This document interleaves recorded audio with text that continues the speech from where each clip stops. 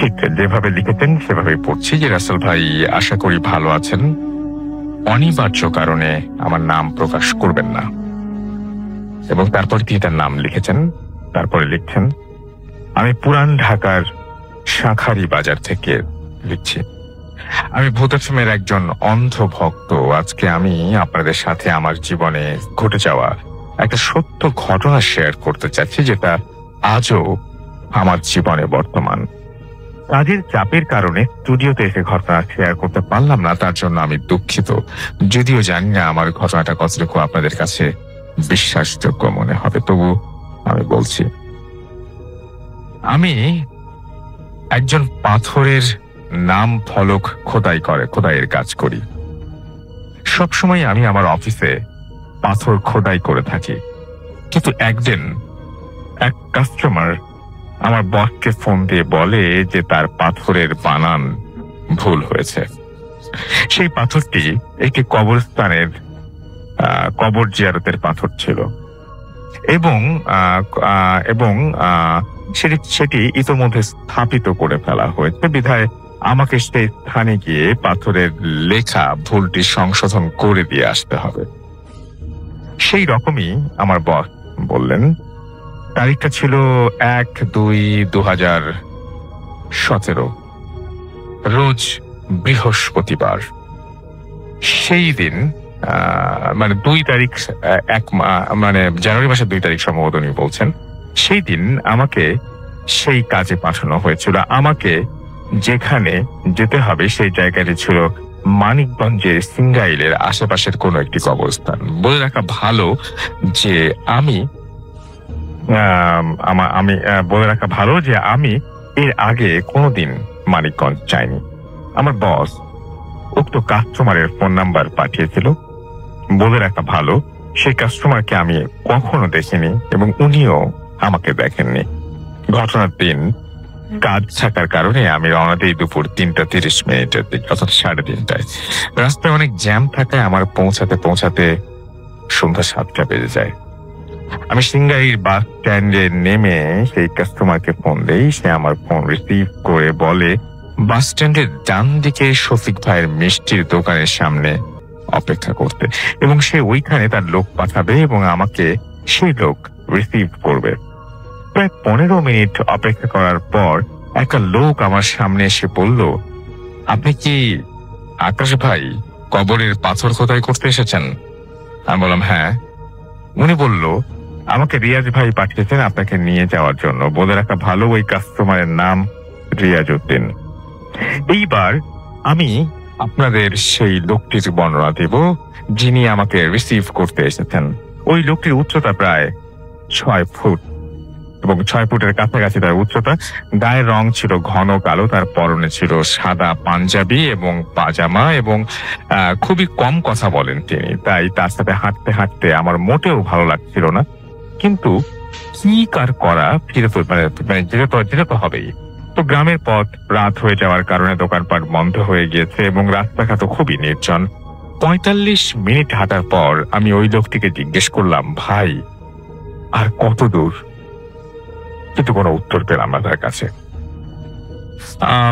আমাকে কাস্টমার বলে দিয়েছিলেন যে বাস স্ট্যান্ড থেকে কবরস্থান মাত্র 10 মিনিটের পথ। এদিকে 45 মিনিট হয়ে গেছে প্রায়, এবং তাই খুব ভয় করছে এবং সাথে সাথে বিরক্তিও লাগছে। কিন্তু কি আর করার। অনেকক্ষণ পর একটা পুরনো কবরস্থানে আমাকে ওই লোকটি নিয়ে আসলো এবং পুরনো জলচকিতে বসতে দিয়ে বলল, আপনি আপনার কাজের জিনিসপত্র বের করুন, আমি 5 মিনিটের মধ্যে আসছি। এই বলে লোকটি চলে গেল। আমি নির্জন পরিবেশে, আমি আর একটা নীরব কবরস্থানে একা। আমি অপেক্ষা করতে করতে দেখি 15 মিনিট হয়ে গেছে, কিন্তু লোকটি আর আসছে না। খুব বোরিং লাগছিল, তাই মোবাইল বের করে গেমস খেলার সিদ্ধান্ত নিলাম। ঠিক ওই সময় সেখানে কারেন্ট চলে আসে। তখন নিজেকে আরো একা মনে হয়, কারেন্ট চলে যায়, তখন নিজেকে আরো একা মনে হলো।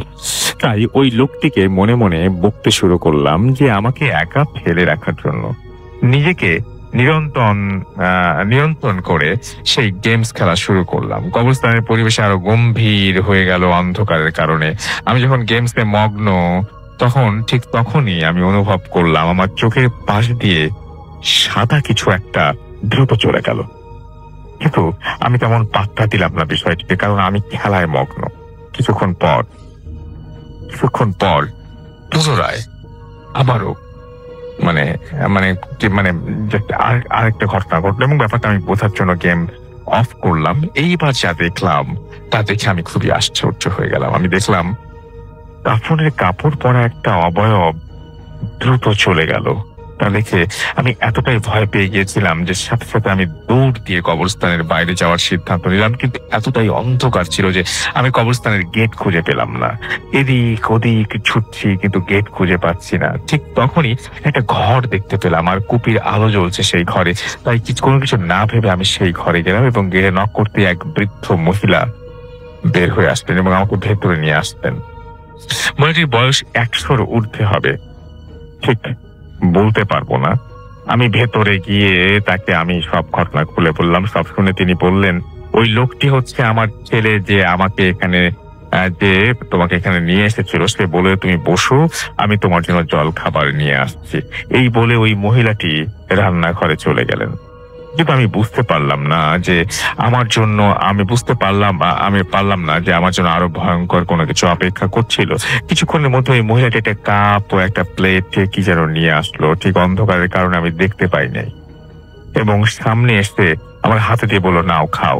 আমি প্লেটটি হাতে নিয়ে যা দেখলাম তা বলতে গিয়ে আমার গা শিউরে উঠছে।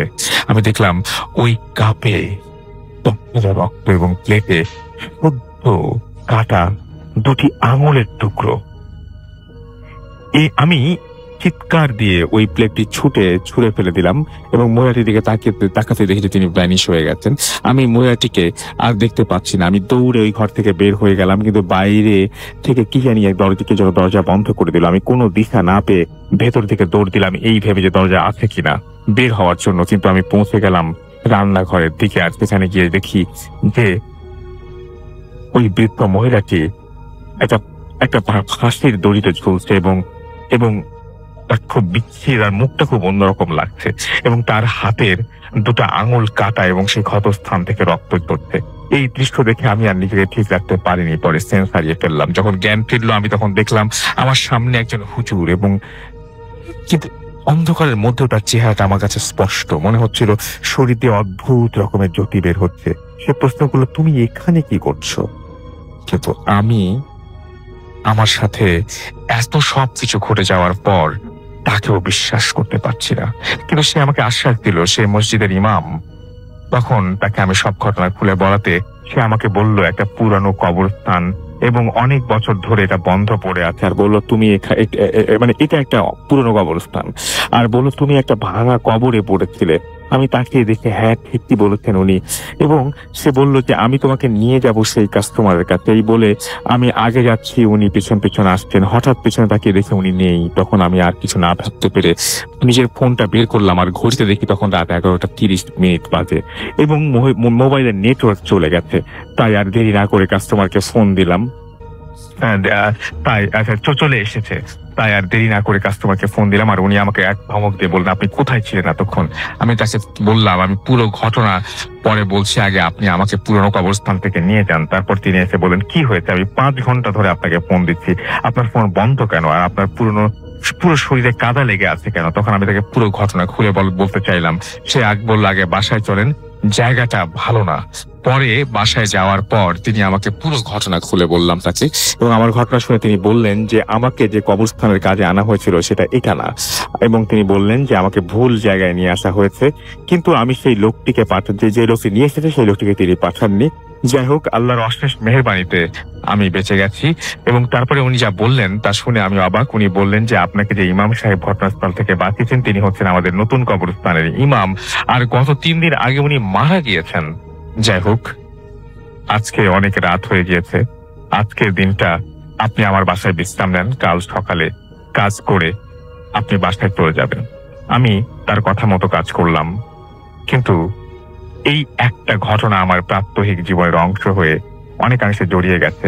একটা ভয়ঙ্কর স্বপ্ন আমাকে এখনো তাড়া করছে। সেই স্বপ্নটি হচ্ছে ওই বৃদ্ধ মহিলাটি আমাকে স্বপ্নে সে প্রায় বলে, আমার 2টা আঙুল যেটা ছুঁড়ে ফেলে দিয়েছিলাম এবং আমি জানি না যে এই অভিশাপ থেকে কবে মুক্তি পাবো, তবুও আপনাদের সবার আশীর্বাদ প্রার্থনা করছি। এই ছিল আমার ঘটনা। ভালো লাগলে পড়ে শোনাবেন।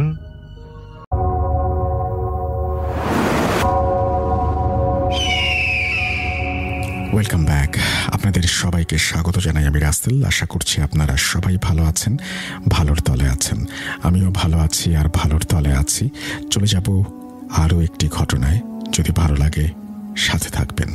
তো এখন যেটা করব, চলে যাব আমাদের প্রথম অতিথির কাছে। এবং প্রথম অতিথি হচ্ছে এর আগেও এসেছেন, আজকে অনেকদিন পরে তাকে পেয়েছি। চমৎকার ঘটনা বলেন। আপনার কাছে নাম জানতে চাইবো। আপনি আপনার পরিচয় যদি দিতে চান তাহলে দিয়ে আপনি আপনার ঘটনা শুরু করতে পারেন। ডিয়ার লিসনার্স, আমি জায়েদ। আমি আগেও আপনাদের সাথে আলাপ করেছি, রেডিও ফুটের মাধ্যমে আমার গল্পগুলো শেয়ার করেছি আপনাদের সাথে। আমি আজকে রাফতাল ভাইয়ের অনুমতিতে আবার আপনাদের সাথে আরেকটি গল্প শেয়ার করার জন্য এসেছি।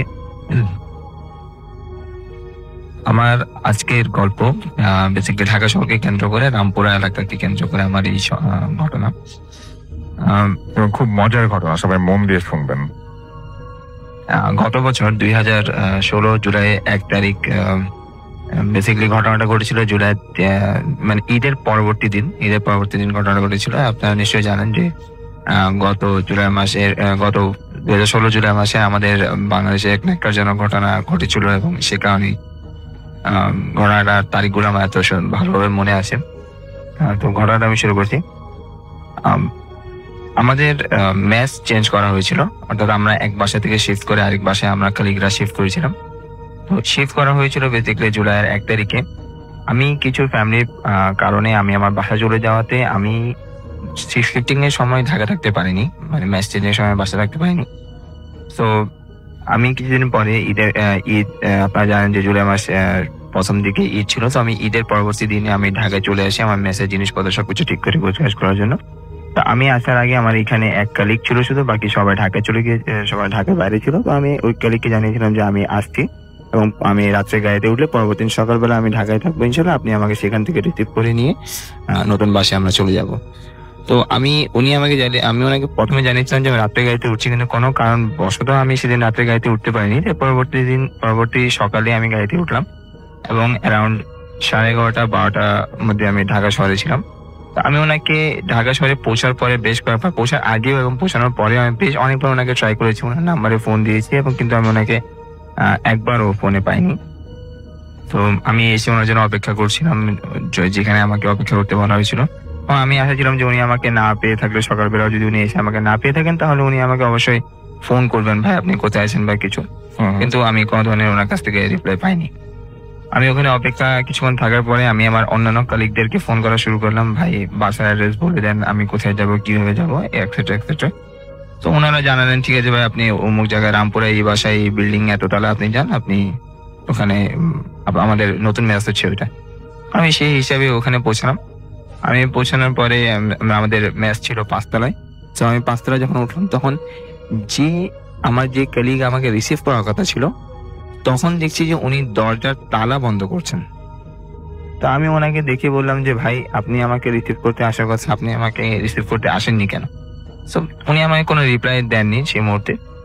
আমি ওনাকে বললাম আপনি কোনো কাজে বাইরে যাচ্ছেন? উনি বললো এতটুকু বলে উনি আমাকে চাবি দিয়ে উনি বের হয়ে গেলেন। আমি ওনাকে বললাম যে ভাই আপনি আসার সময় আমার জন্য কিছু খাবার নিয়ে আসবেন, আমার প্রচন্ড খিদা পেয়েছে।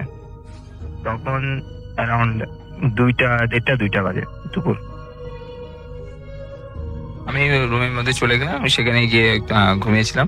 মাগরিবের সময় আমার যখন ঘুম ভাঙলো আমি ফ্রেশ হচ্ছিলাম, সেই সময় উনি ঘরের মধ্যে প্রবেশ করছে, আমার কালিগ ঘরের মধ্যে প্রবেশ করে উনি আমাকে দেখে মোটামুটি একটু আটকে ওঠার পর উনি আমাকে বলতেছে যে আপনি কোথা থেকে আসলেন?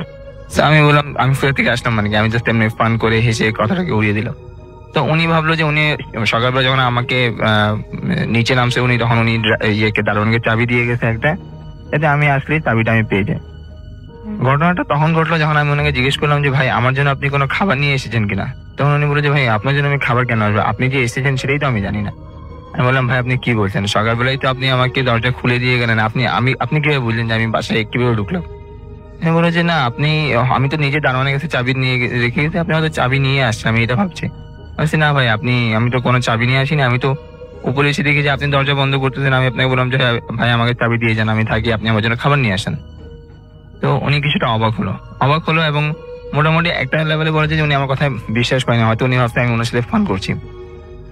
পরবর্তীতে আমরা রাত্রে খাবার যখন নিচে নামছিলাম তখন আমি দোতলা দাঁড়াইছিলাম, আমি ওনাকে বললাম যে কাজ করেন, আপনি দারোয়ানের কাছে যান, আপনি দারোয়ানের কাছে গিয়ে জিজ্ঞেস করেন যে আপনার যে গেস্ট আসার কথা ছিল অর্থাৎ আমি, সে এসেছে কিনা এবং যে আপনি যে চাবির কবিটা তাকে দিয়েছিলেন সেই চাবিটা ওনার কাছে আছে কিনা। তো উনি নিচে নেমে আসে, আমি সেই আড়ালে দাঁড়ার কথা শুনতেছি ওনাদের। তো দারোয়ানকে জিজ্ঞেস করলো যে আমার একটা গেস্ট আসার কথা ছিল, উনি কি এসেছেন? তখন দারোয়ান বলেছে না স্যার, আপনার তো কোনো গেস্ট আসেননি, কোনো গেস্ট আসেনি। তো উনি বলে ঠিক আছে তুমি চাবি নিয়ে আসো। তো ও রুমে গেল, রুমে গিয়ে অনেকক্ষণ খোঁজাখুঁজি করে বলে স্যার আমি চাবি কোথায় রাখছি, আমি এখন খুঁজে পাচ্ছি না। তো উনি বলল আচ্ছা ঠিক আছে সমস্যা নেই, পরে চাবি নিয়ে নিব। এই ঘটনাতে উনি আসলে বুঝতে পারছে যে এখানে কিছু একটা ঘটে গেছে। আমিও মোটামুটি, কারণ আমি মোটামুটি এই ধরনের ঘটনা একটু অভ্যস্ত, তাই আমি বুঝতে পারছি যে কিছুটা বড় কিছু ঘটেছে এখানে। তো আমি আর উনি খেতে বসলাম টেবিলে। তো কিছুক্ষণ উনি চুপচাপ থাকার পর উনি নিজেই বললো যে ভাই এমনও হতে পারে যে দারোয়ান ছিল না, আপনি হয়তো চুপি চুপি ওর রুম থেকে চাবি নিয়ে দরজা খুলে আপনি ঢুকে গেছেন, এই কথাটা বলে আপনি আমাকে ভয় দেখাচ্ছেন। আমার বেসিক্যালি ইচ্ছা ছিল যে কথাটা যাতে এভাবেই শেষ হয়ে যাক, কারণ আমি অভ্যস্ত এই ঘটনাগুলোর সাথে, কিন্তু উনি অভ্যস্ত না। আমিও আশাই ছিলাম যে ঘটনাটা এভাবেই শেষ হয়ে যাবে, কিন্তু ঘটনাটা বেসিক্যালি এভাবে শেষ হয়নি।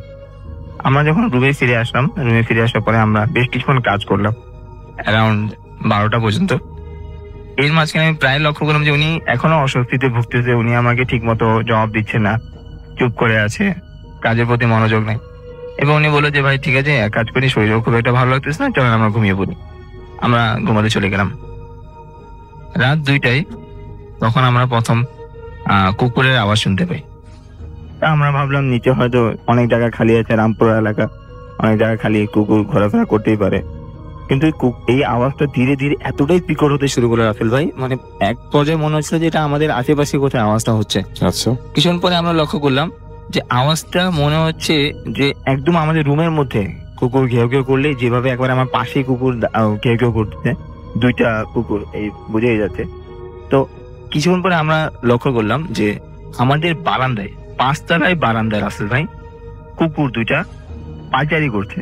এইটা হচ্ছে এবং সবচাইতে ঘেউ বড় ঘেউ বিষয়। করছে।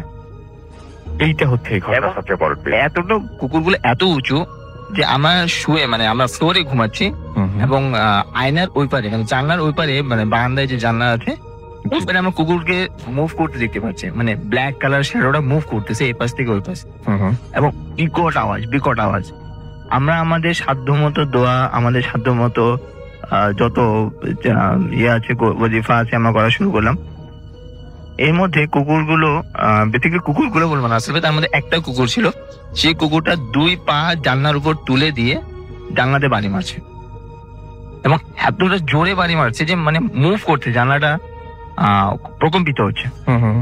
এরকম করতে করতে প্রায় ফজরের আজানের সময় হয়ে যাচ্ছে, ফজরের আজানের ওয়াক্ত শুরু হয়ে গেছে। তা তখন আমরা মোটামুটি আওয়াজ কমতে শুরু করছি এবং মোটামুটি আওয়াজ বন্ধ হয়ে গেছে, একেবারে বন্ধ, কোনো আওয়াজ পাচ্ছি না। আমরা দুজনে উঠলাম, উঠে অজু করলাম, অজু করে নামাজ আদায় করলাম। নামাজ আদায় করার পরে কিছুটা ফর্সা যখন হচ্ছিল তখন আমরা দরজা খুলে, মানে বারান্দার দরজা খুলে ভিতরে গেলাম। তো বারান্দায় গিয়ে আমরা যেটা দেখলাম রাসেল ভাই, সেটা হচ্ছে যে ওখানে অনেকগুলো গ্লাসের চিকন চিকন শীট রাখা ছিল, যেটা বেসিক্যালি টাইলস এর মাঝখানে দেওয়া হয় বর্ডারিং করার জন্য। ওই প্রত্যেকটা গ্লাস, প্রায় 50টার উপরে গ্লাস ছিল, প্রত্যেকটা গ্লাস ভাঙা, একদম টুকরা টুকরা। আচ্ছা, এতটুকুতে মানে এটাতে বোঝা, মানে একটা জিনিস ছিল যে ওখানে কুকুরগুলো মুভ করছিল এবং এটার কারণে এগুলো ভেঙেছে। তো আমরা সেদিন তৎক্ষণাৎ যা কাপড় চোপড় ছিল হাতে করে নিয়ে আমরা রুম থেকে বের হয়ে আসছি।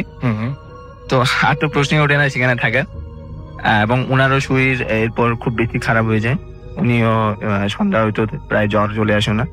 সেদিন আমরা বাইরে ছিলাম, 2 দিন আমরা বাইরে ছিলাম, কারণ ঢাকায় ঈদের ছুটিতে তখন কেউ ফিরে আসেনি, আমাদের বাসায় ব্যাগ ঘোরাও সম্ভব ছিল না। 3-4 দিন পরে যখন আমরা কালিকদের সাথে সবকিছু বলার পরে ওনারা আসছে, আমরা 1 রাত শুধু ওই বাসায় আবার ছিলাম, কিন্তু সেদিন কোনো ঘটনাই ঘটেনি, কোনো সাউন্ড, কোনো কিছুই না।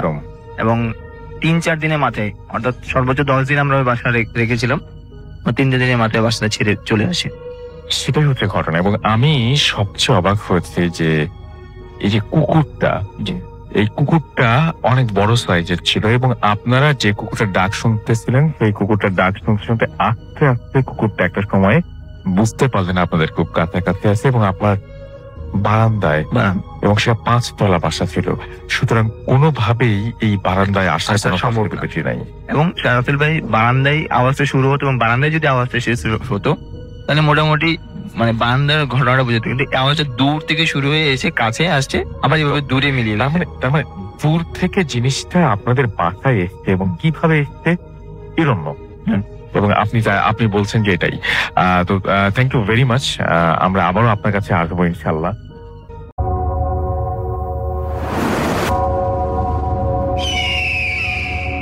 Welcome back. আপনাদের সবাইকে স্বাগত জানাই আমি রাসেল। আশা করছি আপনারা সবাই ভালো আছেন, ভালোর তলে আছেন। আমিও ভালো আছি আর ভালোর তলে আছি। চলে যাব আরও একটি ঘটনায়। যদি ভালো লাগে সাথে থাকবেন। আরেকবার শুরু করতে হবে স্যার। তুমি কি কলেজে পড়ুয়া ছাত্রী? তুমি একজন তান্ত্রিকের কাছে গেছেন ওনার একজন ছেলে বন্ধুকে তার মনের ভিতরে আনার জন্য, তার প্রেমের জন্য সে আকৃষ্ট হয়, তাকে ভালোবাসে, সেই জন্য তাকে ভুলে না যায়। তো সে তান্ত্রিক তার কাছ থেকে বললো যে ঠিক আছে আমি এনে দেবো, তোমার মাথার চুল দিয়ে যাও। তার কপালের উপর থেকে সে মাথার চুল নিয়ে গেছে এবং নাম নিল, তার নাম তার মার নাম নিল। উনি যখন দেওয়ার পরে সে তান্ত্রিক তার কাছ থেকে যখন বললো যে আমি এই কাজটা করে দিতেছি, তো রাত্রে 2:30টার দিকে ওই মেয়ের ভাই আমাকে ফোন করে যে এক্ষুনি এই মুহূর্তে আপনি আমাদের বাসায় আস। আমি এটা তো সম্ভব না, রাত 2:30 বাজে, এখন তো কোনো মতে আমি আসতে পারবো না, আমি সকালে আসবো। তো ভাই বলতেছে আমার বোনের অবস্থা প্রচন্ড খারাপ, খুবই অস্থিরতা, সে ঘর থেকে বাইরে চলে যাইতে চেয়েছে। এমনকি আমরা একটা ঘরের মধ্যে জিন দেখতে পেলাম, আর আমার বোন অন্য একটা কি তান্ত্রিকের নাম বলে বলে চিৎকার পাঠাতেছে, আসলে আমার জন্য উপকার হয়। তাহলে এখন কোনো পক্ষে সম্ভব না, তুমি একটা কাজ করো, এই ফোনটা তোমার বোনের কাছে দাও। যখন ফোনটা ওর বোনের কাছে দিলাম, তার সাথে 2টা কথা বললাম, তখন সে স্থির হয়ে থাকলো। পরে সকালবেলা আমি তার বাসায় যাই। যখন আমি তার বিছানার উপরে বসি, বিছানায় বসার পর পুরো আমার শরীরটার মধ্যে তার বিছানার থেকে গরম বাতাস চলে আসতেছে। তখন আমি খুব অস্থিরতা করি যে বিষয়টা কি, বিছানার মধ্যে কি আছে। তখন আমি তার ঘরের লোকদেরকে বললাম এক কাজ করেন, মেয়েটাকে খাট থেকে নামান এবং বিছানাটা পরিষ্কার করে নেন। বিছানা যখন পরিষ্কার করলো কিছু দেখা গেল না, তখন বললাম যে জাজিমের ভিতর দেখেন তাও ছেঁড়া পাড়া আছে কিনা, এটা ভিতরে হাত দিয়ে দেখেন কি আছে। যখন জাজিমটা ভিতরে হাত দিয়ে দেখলো, সেটা মাদুলির ভিতরে এই মেয়ের যে মাথার চুল নেওয়া হয়েছিল সেই মাথার চুল আছে এবং গাছের শেকড় আছে। যে তান্ত্রিকের কাছে যে মেয়েটি গিয়েছিল সেটা জিনের চালার মাধ্যমে কালো জাদু করে সেই মাদুলিটা ঘরের মধ্যে রাখা হয়। আর সেই রাত্রিতেই তার ঘর যে জানলা বন্ধ ছিল, দরজা বন্ধ ছিল, জানলা ফুটো করে, গ্লাসটাকে ফুটো করে সেই জিনটা চলে আসে ঘরের ভিতরে। মেয়েটা সেই জিনটাকে দেখতেছে, সে তান্ত্রিক যার কাছে গিয়েছিল সে তাকে দেখতেছে, আর তার ঘরের ফ্যামিলি সবাই দেখতেছে এটা একটা বদ জিনের মতো দেখতে, খুব খারাপ অবস্থা। ওরা সবাই ভয় পেয়েছিল, কিন্তু মেয়েটাই শুধু বলতেছিল আপনি এত রাতে আমার ঘরে কেন আসলেন, কি প্রয়োজন। উনি এক্ষুনি চলে যেতে চেয়েছিল বাসার থেকে, যে ঠিক আছে আমি আপনার সাথে চলে যেতেছি। মেয়েটা বারবার বলতেছে দরজা খুলে দাও, আমি তান্ত্রিকের সাথে বাইরে যাবো। তো ওরা সবাই অবাক যে আমরা তান্ত্রিক বা কোনো কিছু দেখতেছি না, যার নাম বলতেছে আমরা কিছুই দেখতেছি না, আমরা তো বদ জিন একটা দেখতেছি, খারাপ কেমন দেখা যায়, ও কি বলতেছে। তখন ওই মেয়েটাকে আমি যখন বললাম ঠিক আছে যাও তুমি উজু করে আসো, আমি তোমাকে দেখব। যখন সে উজু করার জন্য ঘর থেকে ওয়াশরুমের দিকে যায়, তখন সামনের দিক থেকে তাকে ধাক্কা মারে। সামনের দিক থেকে যখন ধাক্কা মারে সে পড়ে যায়, তখন তার গার্জেনদের বললাম তাকে তুলেন, উঠিয়ে আপনার সাথে 2 জন মিলে যান, যাকে উজু করে নিয়ে আসেন। তখন তারা উঠে উজু করে নিয়ে আসার পরে আমি তখন ওই জায়গায় যেখান থেকে ও ধাক্কা মেরে পড়ে গেছিল, আমি সেই জায়গাটাতে যাই। সেই জায়গায় গিয়ে আমি ঘোরাঘুরি করি যে দেখি কি আছে। আমি ওই ঘরটা তো যেখান থেকে ও পড়ে গেল সেখানেও আমি দেখতে পেলাম যে একই অবস্থা, প্রচন্ড গরম বাতাস বেরিয়েছে। আচ্ছা, তখন আমি দেখতেছি ওই জিন যে পাঠানো হয়েছিল চালান করে সেই ঘরের মধ্যে সে এখন পরবর্তী মেয়েটাকে তখন উজু করে বসালাম। বসিয়ে আমি যখন বসছে তখন আমি তার গালের মধ্যে ব্রণের মতো একেবারে খুব এখনই সেই গালগুলো থেকে লাল লাল দাগ ব্রণ গুলো এক্ষুনি ওঠা মাত্র উঠছে, তখন দেখলাম যে সেই জিনটা তাকে চর মারছিল। আচ্ছা, চর মার থেকে উঠছে ওই জিনিসগুলো। গাল এই যে এখন যে চর মেরে যে ওকে ফেলে দিছিল সেটাই এখন একেবারে দাগ। পরবর্তীতে আমি যখন বসে তাকে মাথায় হাত থেকে যে তদবিরটা করলাম এবং বললাম যে এটা ছেলেটা ওকে হয়তো ভালোবাসে আর যার কারণে ওর জন্য এই কালো জাদুটা অর্থাৎ এই কাজটা করেছে। তখন আমি বসে খবরটাই নিয়েছি এবং মেয়েকে যখন জিজ্ঞেস করলাম তখন মেয়েটা আমাকে সত্য কথাই বলছে যে আমি এরকম এই কাজটা করেছি, ওই তান্ত্রিকের কাছ থেকে এই জিনিসটা করলাম। তখন বললাম যে মাদুলির ভিতরে যে আপনার চুল দেখতে পেলেন অনেকগুলো চুল এবং সে করবে সেই তান্ত্রিক এই মেয়েটাকে নিজের দিকে আকৃষ্ট করার জন্য, মেয়েটা যেন তান্ত্রিকের হয়ে যায়, মেয়েটা যেন তান্ত্রিকের কাছে চলে যায়, সেই জন্যই তান্ত্রিক এই কালো জাদুটা করেছে, জিনটাকে পাঠাইছে তাকে নেওয়ার জন্য। আচ্ছা, এটাই ছিল ঘটনা, right? Thank you very much. আমরা একটু ফেসবুক দেখে নেই এবং ফেসবুকের পরে আমাদের চমৎকার আরো কিছু ঘটনা রয়েছে এবং আমাদের নতুন কিছু গেস্ট রয়েছে, তারাও আসবেন। মিরপুর থেকে কাউসার আহমেদ অ্যাপ দিয়ে শুনছেন এবং তিনি ছবি আপ করেছেন দেখতে পাচ্ছি। আমাদের সাথে আছেন দেখতে পাচ্ছি এছাড়াও আরো অনেকেই, যেমন আমি এই মুহূর্তে দেখতে পাচ্ছি সোহাগ উদ্দিন আমাদের সঙ্গে রয়েছেন এবং আমাদের সাথে দেখতে পাচ্ছি তিনি দেখছেন যে সবকিছু মিস করতে পারে কিন্তু ভূতটা মিস হবে না। সুকান্ত বিশ্বাস আমাকে একই কথা লিখেছেন, হারানো দিনগুলো আমাদের লিখেছেন আই লাভ ভূতাসম। আয়েশা খান মিমি লিখেছেন আমিও শুনছি। আমাদেরকে দেখতে পাচ্ছি যে ওয়ান ম্যান আর্মি লিখেছেন হ্যালো রাসেল ভাই, এবং তিনি সাগর ভূতাসমের নিউজ ফ্রেন্ড সেটা লিখেছেন, সিলেট থেকে তিনি লিখছেন। এগুলো সব ফেসবুক থেকে পড়ছি। কিন্তু আমাদেরকে দেখতে পাচ্ছি আসিফ নেওয়াজ আমাদের সাথে আছেন এবং তিনি নোয়াখালী থেকে আমাদেরকে শুনছেন এবং তিনি বলছেন যে আগে শুনতে পারতাম না, বাট এখন তিনি শুনতে পাচ্ছেন এবং ভালোভাবেই শুনতে পাচ্ছেন।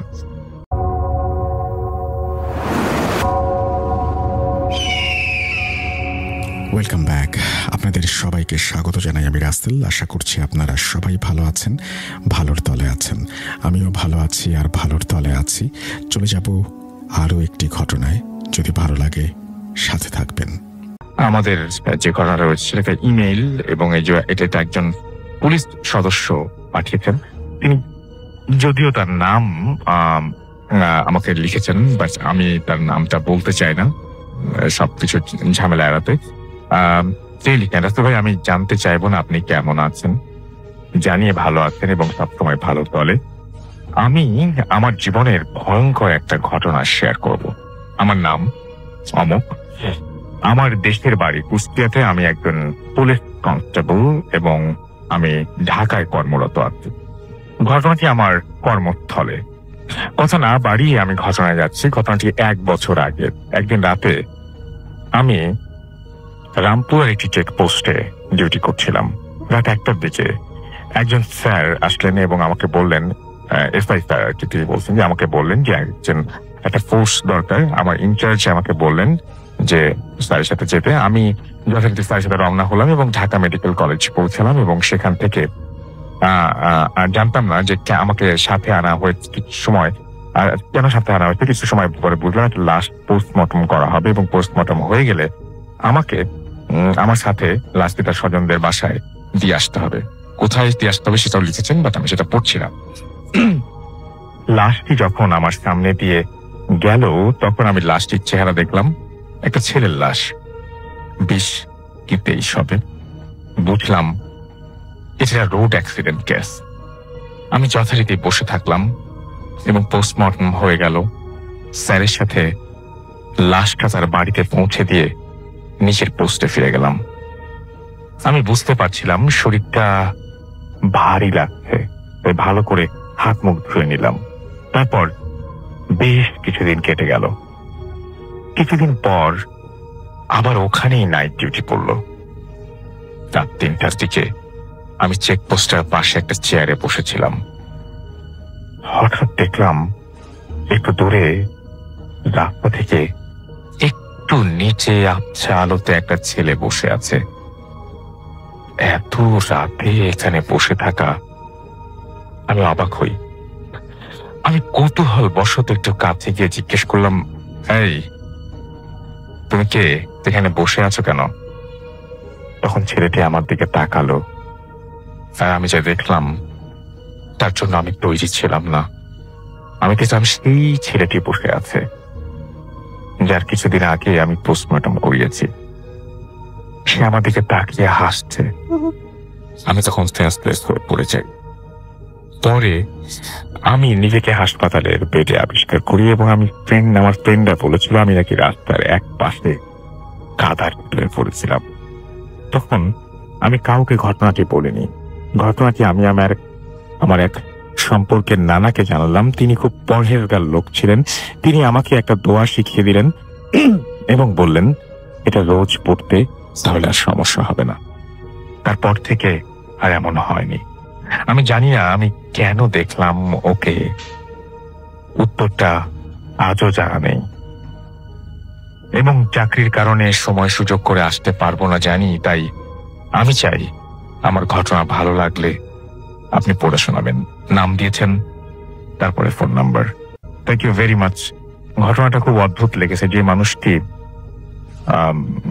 মানুষটিকে আপনি দেখেছেন মৃত অবস্থায়, সেই মানুষটিকে আবারও সামনাসামনি দেখা। আমি আজকের ভূত এফএম শুরু করেছিলাম এইরকম একটা সমস্যার কথা দিয়ে। দেখা যাক এরকম সমস্যা আরো পাওয়া যায় কিনা। আমরা আবারও চলে যাবো আমাদের প্রথম অতিথির কাছে। তার আরো একটা ঘটনা আছে না? আরেকটা ঘটনা আছে বোধ হয়, না? সেই ঘটনাটা আমরা শুনে ফেলি, তারপরে আমরা মাইনুদ্দিন ভাইয়ের কাছে আসবো।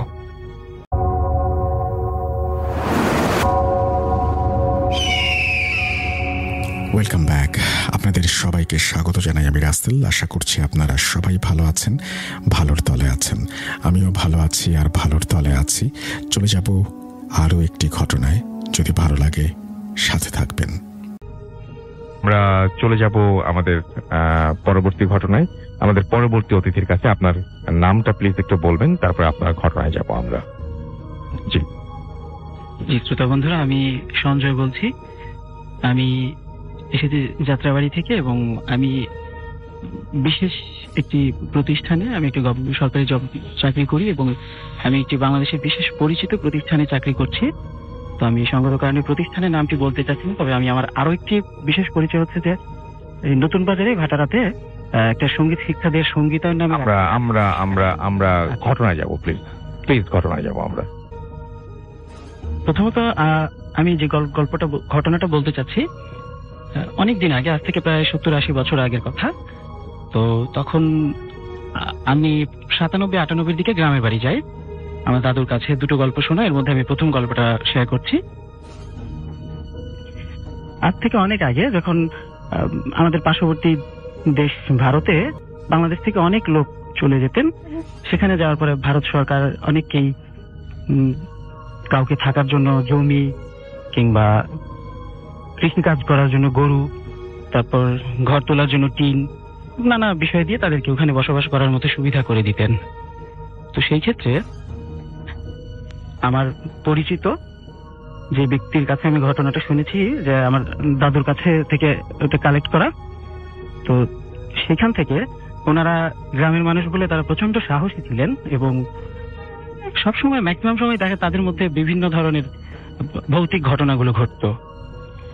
যেমন রাতের বেলা কখনো তারা ঘুমানোর পরে শুনতে পেত যে দরজার সামনে দিয়ে কেউ এসে নক করছে। আবার কখনো যখন নাকি মাটির চুলোতে তারা রান্না করতো, তো পেছন দিয়ে অনেক সময় কেউ একজনকে এসে ডাক দিত, কিংবা যিনি রান্না করতেন তার শাড়ির আঁচল ধরে টান দিত। তার রান্নার যখন মাছ রান্না হতো, মাছ ভাজা রেখে দিয়ে চলে যেত। এমন সময় দেখা যেত যে মাছ পাওয়া যাচ্ছে না। তো এই ধরনের নানা ধরনের অলৌকিক ঘটনা ঘটতো, যেগুলা তারা ফেস করতো এবং গ্রামের মানুষ বলে খুব সাহসী থাকার কারণে সেটা নিয়ে তারা ততটা বিব্রত হতো না। তো সেই ক্ষেত্রে সবচেয়ে বড় ঘটনা যেটা, যে যারা এমনিতে সনাতন ধর্মাবলম্বী তারা একটা বিশেষ বিষয় সম্পর্কে জানেন, যে ধর্মীয় বিভিন্ন অনুষ্ঠানকে সনাতন ধর্মাবলম্বীদের সেই শব্দে বলা হয় হরিসভা। সেই হরিসভা শেষ করে আসার পর ম্যাক্সিমাম সময় অনেক রাত হতো। তো সেই ঘরের কর্তা যখন বিভিন্ন সময় বিভিন্ন জায়গা থেকে হরিসভা শেষ করে রাস্তা দিয়ে আসতেন, অনেক শ্মশানের সামনে দিয়ে, অনেক পুকুরের সামনে দিয়ে, অনেক বাঁশ ঝাড়ের সামনে দিয়েও সে আসতেন। তো সেই সময়গুলোতে রাতের বেলা অনেক ভৌতিক কার্যক্রমের সম্মুখীন হতেন। তো একদিন তার মাথার মধ্যে একটি বুদ্ধি ঢুকলো যে আমি একটা খারাপ রাস্তা আছে, সে রাস্তার সামনে দিয়ে সে যাবে। তো ভাবলো যে আমি এদিক দিয়ে যাব, আমি অন্য রাস্তা দিয়ে যাব না, যদিও অন্য রাস্তা দিয়ে গেলে একটু সময় বেশি লাগবে। তো একদিন উনি যখন বাঁশ ঝাড়ের নিচে দিয়ে আসছিলেন, সেই মুহূর্তে একটা বাঁশ নিচু হয়ে যায়। তো নিচু হয়ে যাওয়ার পরে সে বাঁশটাকে এড়িয়ে যে চলে যাবে, সেই বাধাটা আসছিল বারবার, যে বাঁশের সামনে যখন উনি যায় বাঁশটা উঁচু হয়ে যায় কিংবা নিচু হয়ে যায়, ওনাকে যাওয়ার জন্য রাস্তা দিচ্ছিল না। তো এমন পরিস্থিতিতেও সে খুব সাহস দেখে বাঁশের সামনে দিয়ে সে চলে আসে। কিংবা অনেক সময় দেখা যায় যে পুকুর পাড়ের সামনে দিয়ে আসার সময় পুকুর পাড়ে একদিন উনি দেখতে পান যে পুকুরের সামনে বসে, পাড়ের সামনে বসে একজন লোক তার নিজের পেট থেকে নাড়ি ভুড়ি বের করে নিজেই ধুচ্ছে। এগুলো সে দেখে ততটা ভয়ে ভীত সন্ত্রস্ত হতো না। তো এমন বিষয়াদি দেখতে দেখতে এক সময় অনেকদিন পর উনি রাস্তা দিয়ে এমন হরিসভা শেষ করে রাস্তা দিয়ে আসার সময় একদিন দেখতেছে যে ওনার সামনে দিয়ে অনেক বড় একটা খাসি। সেটা দেখে উনি বুঝতে পারছে যে এই খাসির আকৃতিটা এতটাই বিকট আকৃতির, যা স্বাভাবিক কোনো বিষয় নয়। তো সেটা শোনার পর উনি এই খাসিটার সামনে গিয়ে দাঁড়ান এবং খাসিটার তার দিকে ঘুরে যখন তাকান, তো উনি তার পায়ের স্যান্ডেল দিয়ে খাসিটার গায়েটা বাড়ি দেয়। এরপরে খাসিটা দৌড় দিয়ে পালিয়ে যায়। কিন্তু খাসিটা এতটাই বেশি রাগান্বিত হয়ে যায়, তো ওনার উপর খুব ক্ষিপ্ত হয়ে যান। সময় পেলেই তাকে ক্ষতি করবে, এই ধরনের বিষয় একটা ঘটে। তো এক সময় আমরা বাইরে যে ঘটনাটা শুনলাম, আমরা সেই ঘটনাটা শুনি প্লিজ। সেটাই, হ্যাঁ, আমি আপনাকে তখন সংক্ষেপে শুনি আমরা। তারপর উনি এক সময় এই খাসিটার গায়ে যখন উনি স্যান্ডেল দিয়ে বাড়ি মারেন, বাড়ি দেওয়ার পর সে অসুস্থ হয়ে পড়েন, ধীরে ধীরে এতটাই অসুস্থ হয়ে পড়েন, এবং সেই বাসাতে তার প্রতিবেশীরাও খুব দূরে দূরে থাকতেন। সেই প্রতিবেশীগুলাও যে সচরাচর তার বাসায় এসে তাকে সাহায্য করবে, সেই সুযোগটাও হতো না। তো যখন নাকি একদিন রাতে কর্তাটা খুব বেশি অসুস্থ হয়ে পড়েন, অসুস্থ হয়ে রাতের বেলায় মারা যান। মারা যাওয়ার পর তার দুটো ছোট ছোট সন্তান ছিলেন। মারা যাওয়ার পর রাতের বেলায় ওনার ওয়াইফ কান্নাকাটি করতেছে। তো কান্নাকাটি করার সাথে সাথেই এক সময় যে ওয়াইফটা জানালা দিয়ে দেখতে পারে যে জানালার পাশ দিয়ে অনেকগুলো এক পায়ে হেঁটে আসছে, এক পায়ে এবং তার এক হাতে বেশ কয়েকটা অশরীরী শরীর আত্মার বিষয়টা হেঁটে আসছে।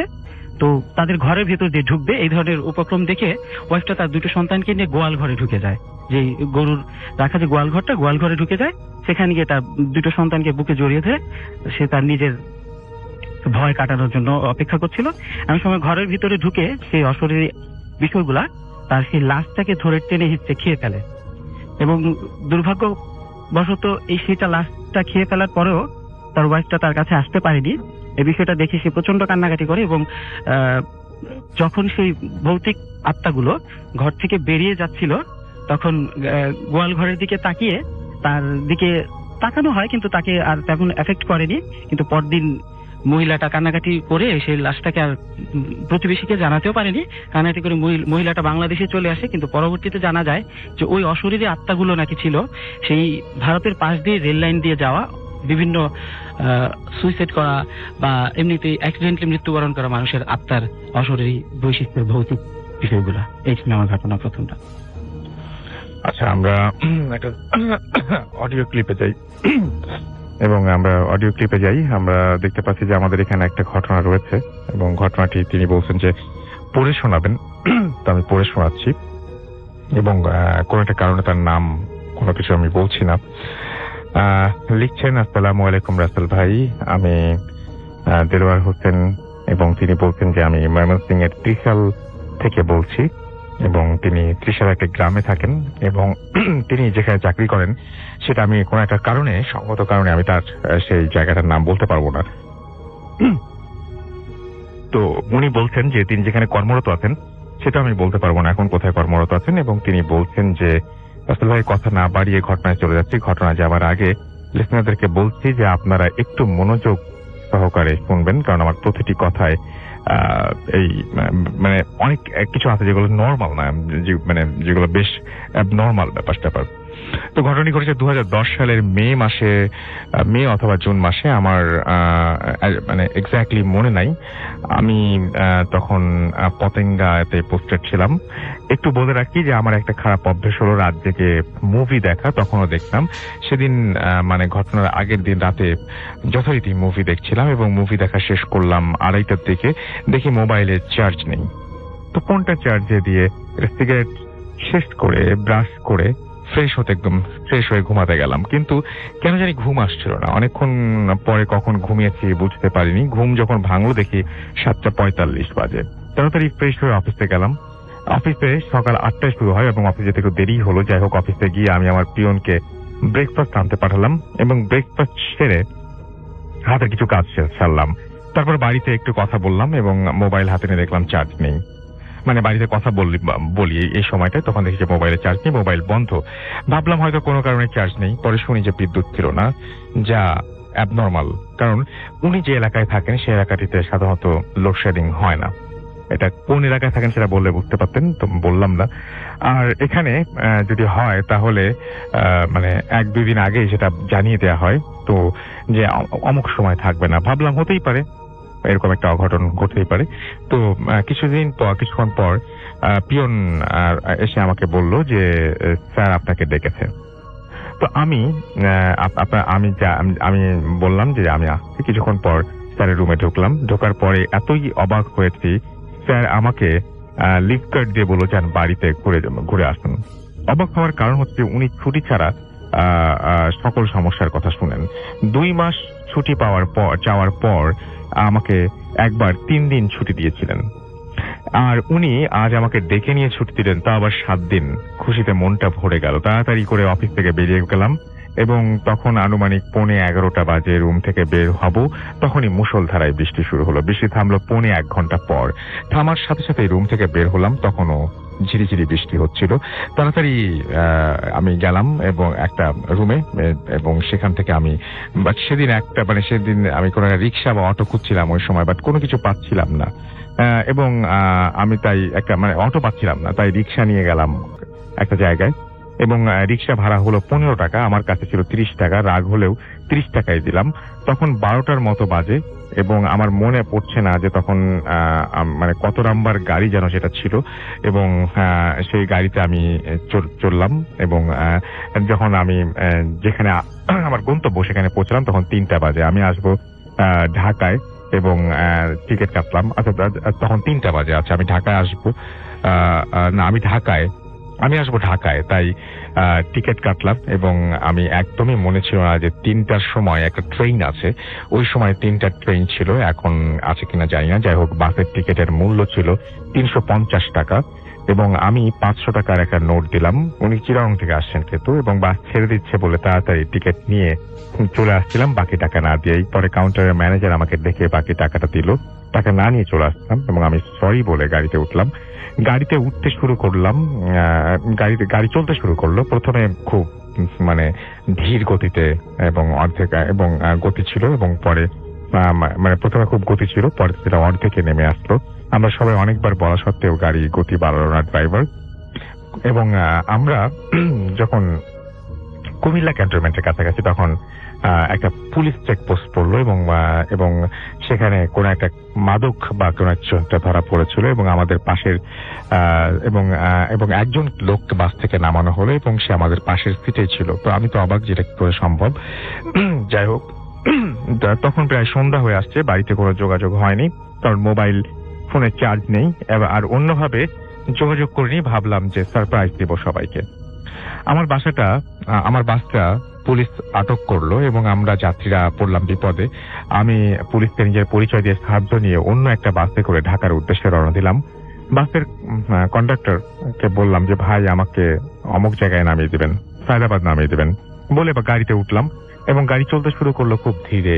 যখন শীতলক্ষা ব্রিজ পার হলাম, ব্রিজ পার হওয়ার তখন খুব ঘুম পাচ্ছিল আমার, কারণ দুপুরে খাওয়া হয়নি, আগের বাস স্টপেজ দেয়নি।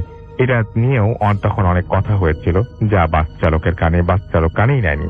যাই হোক, আমি কোনো রকম ভাবে ঘুম ঠেকাতে পারছিলাম না, যদি অনেক চেষ্টা করছিলাম। ঘুমিয়ে পড়লাম এক সময়। ঘুম ভাঙলো, তখন আমি দেখি যে আমি ছাড়া বাসে আর একটা যাত্রীও নেই। বাসের হেল্পার আমাকে ডেকে ওঠালো। তখন আমি জিজ্ঞেস করলাম, এটা কোথায়? তিনি বললেন, গাবতলী। আমি বললাম, ও, আমি তো সায়দাবাদ নামবো বলেছিলাম। হেল্পার বলল, আমি আপনাকে ডেকেছি, আপনি ওঠেননি। কিছু না বলে নেমে পড়লাম বাস থেকে। তখন হাতের ঘড়িতে দেখি তাকিয়ে 11:35 বাজে। একটা সিগারেট কিনলাম, ভাবলাম কোন একটা কিছু একটা পাবো। সিগারেট শেষ করলাম এবং 5 মিনিট চলে গেল। দেখলাম যে একটাও টেম্পো বা কিছু পাচ্ছি না, যে মহাখালী আসবো। তখন মহাখালী ফ্লাইওভারের নিচে নামলাম। যখন মহাখালী ফ্লাইওভারের নিচে নামলাম তখন প্রায় 12টা বাজে। এত তাড়াতাড়ি চলে আসবো ভাবতেই পারি নাই। তখনও ভাবিনি যে আমার সাথে অ্যাবনর্মাল কোনো কিছু ঘটতে যাচ্ছে। 20-25 মিনিট অপেক্ষা করার পর শেরপুরে একটা গাড়ি আসলো। সেই গাড়ি, এবং সেটা একটু পরে বুঝতে পারলাম যে কিছু একটা হচ্ছে, কারণ গাড়িতে আমি সিগন্যাল দেইনি, কিন্তু গাড়িটা আমার কাছে এসে থামলো। আমি উঠে পড়লাম গাড়িতে ওঠার পর আমি গাড়ির জানালা দিয়ে দেখলাম গাড়িতে অনেক লোক। অবাক হলাম, গাড়িতে ওঠার পর দেখি পুরো গাড়ি খালি। যাত্রী বলতে শুধু আমি একা। ভাবলাম দেখার ভুল। আর একটা বিষয় হলো, গাড়ির চালক এবং 2জন হেল্পারই সাদা পাঞ্জাবি পরা, কেউ কথা বলছে না। একটু ভয় লাগছিল। ভাড়া তারা বলে দিলেন এবং গাড়ির ভেতরে একটা সুন্দর ঘ্রাণ পাচ্ছিলাম আমি, এবং যেটা আগে কখনো পাইনি। যাই হোক, রাস্তায় যখন গাজীপুর চৌরাস্তায় আসলো, তখন শুক্কুর, শহীদ আর ফখরুল নামে 3জন লোক গাড়িতে। তারা 3জনই আমাদের গ্রামের। 3জনকেই আমি খুব ভালো করে চিনি। শুক্কুর গ্রামের সম্পর্কে আমার কাকা লাগে, শহীদ আর ফখরুল লাগে ভাই। ফখরুল আমার সমবয়সী, আমরা একসাথে ক্রিকেট খেলেছি অনেক। ভুল হওয়ার কোনো চান্স নেই। তো তাদেরকে দেখে আমি খুব আনন্দে মনটা ভরে গেল এবং ভয়টা দূর হয়ে গেল। তাদেরকে দেখে এতই আনন্দিত হয়েছিলাম যে আমি ভুলেই গিয়েছি যে গাড়ি তো থামেনি, কিন্তু এরা উঠলো কিভাবে। তাদের মধ্যে শুক্কুর কাকা আমাকে জিজ্ঞেস করলো আমাদের ময়মনসিংহের আঞ্চলিক ভাষায় যে কোথায় যাচ্ছ। আমি বললাম যে কাকা আমি বাড়ি যাচ্ছি। তো ছুটি কয়দিন? আমি বললাম যে 7 দিন কাকা। উনি বললেন যে কোথায় আছো এখন? আমি বললাম চিটাগং। আর কিছু কথা হলো না। আমি জিজ্ঞেস করলাম, কাকা আপনি কেমন আছেন? বললো ভালো। না, তিনি বললেন যে ভালো না। আচ্ছা, ফখরুল আর শহীদ কোনো কথা বললো না। আমি জিজ্ঞেস করলাম কই গিয়েছিলেন? কিছু বললো না। কিছুক্ষণ পরেই হেল্পার বলছে যে ত্রিশাল আসছে, আপনারা নামেন। আমি কিন্তু বলিনি যে আমি ত্রিশাল যাব। ভাবলাম শুকুর কাকা হয়তো বলেছে, কিন্তু শুকুর কাকা সবার আগের সিটে বসেছিল, তারপর শহীদ আর ফখরুল তারপরের সিটে আমি। ফখরুল আর শহীদ মাঝখানে বসেও আমার সাথে কথা বলেনি, অথচ শুকুর কাকা সামনে বসে আমার সাথে কথা বলছে। যাই হোক, ত্রিশাল নামলাম, দেখি ঝুড়ি ঝুড়ি বৃষ্টি এবং তারাও নামলো। ভাড়া কিন্তু নেয়নি। হাত ঘড়ির দিকে তাকিয়ে দেখি যে 1টা বাজে। মনে মনে ভাবলাম 12:25 দিকে গাড়িতে উঠলাম, 45 মিনিটে কেমন করে এত দূর রাস্তা চলে আসলাম। মনে মনে ভাবলাম যে ভুল হয়েছে হয়তো ঘড়ি দেখতে। ত্রিশাল থেকে নেমে শুকুর কাকাকে বললাম যে কাকা যাবেন কিভাবে? কাকা বলল যে চলো তো দেখি কিছু একটা পাওয়া যাবে। আমি বললাম যে বাড়ির জন্য কিছু নিতে হবে। কাকা বললেন যে আরে এখন নিও না, পরে নিও।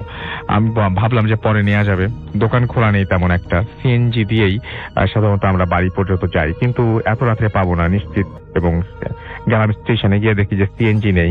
কিন্তু সুলেমান কাকা আমাদের গ্রামের ভ্যান চালক, তিনি আছেন, ভ্যান নিয়ে বসে আছেন। আমাকে দেখেই বলল যে কবে আসছো দেলোয়ার?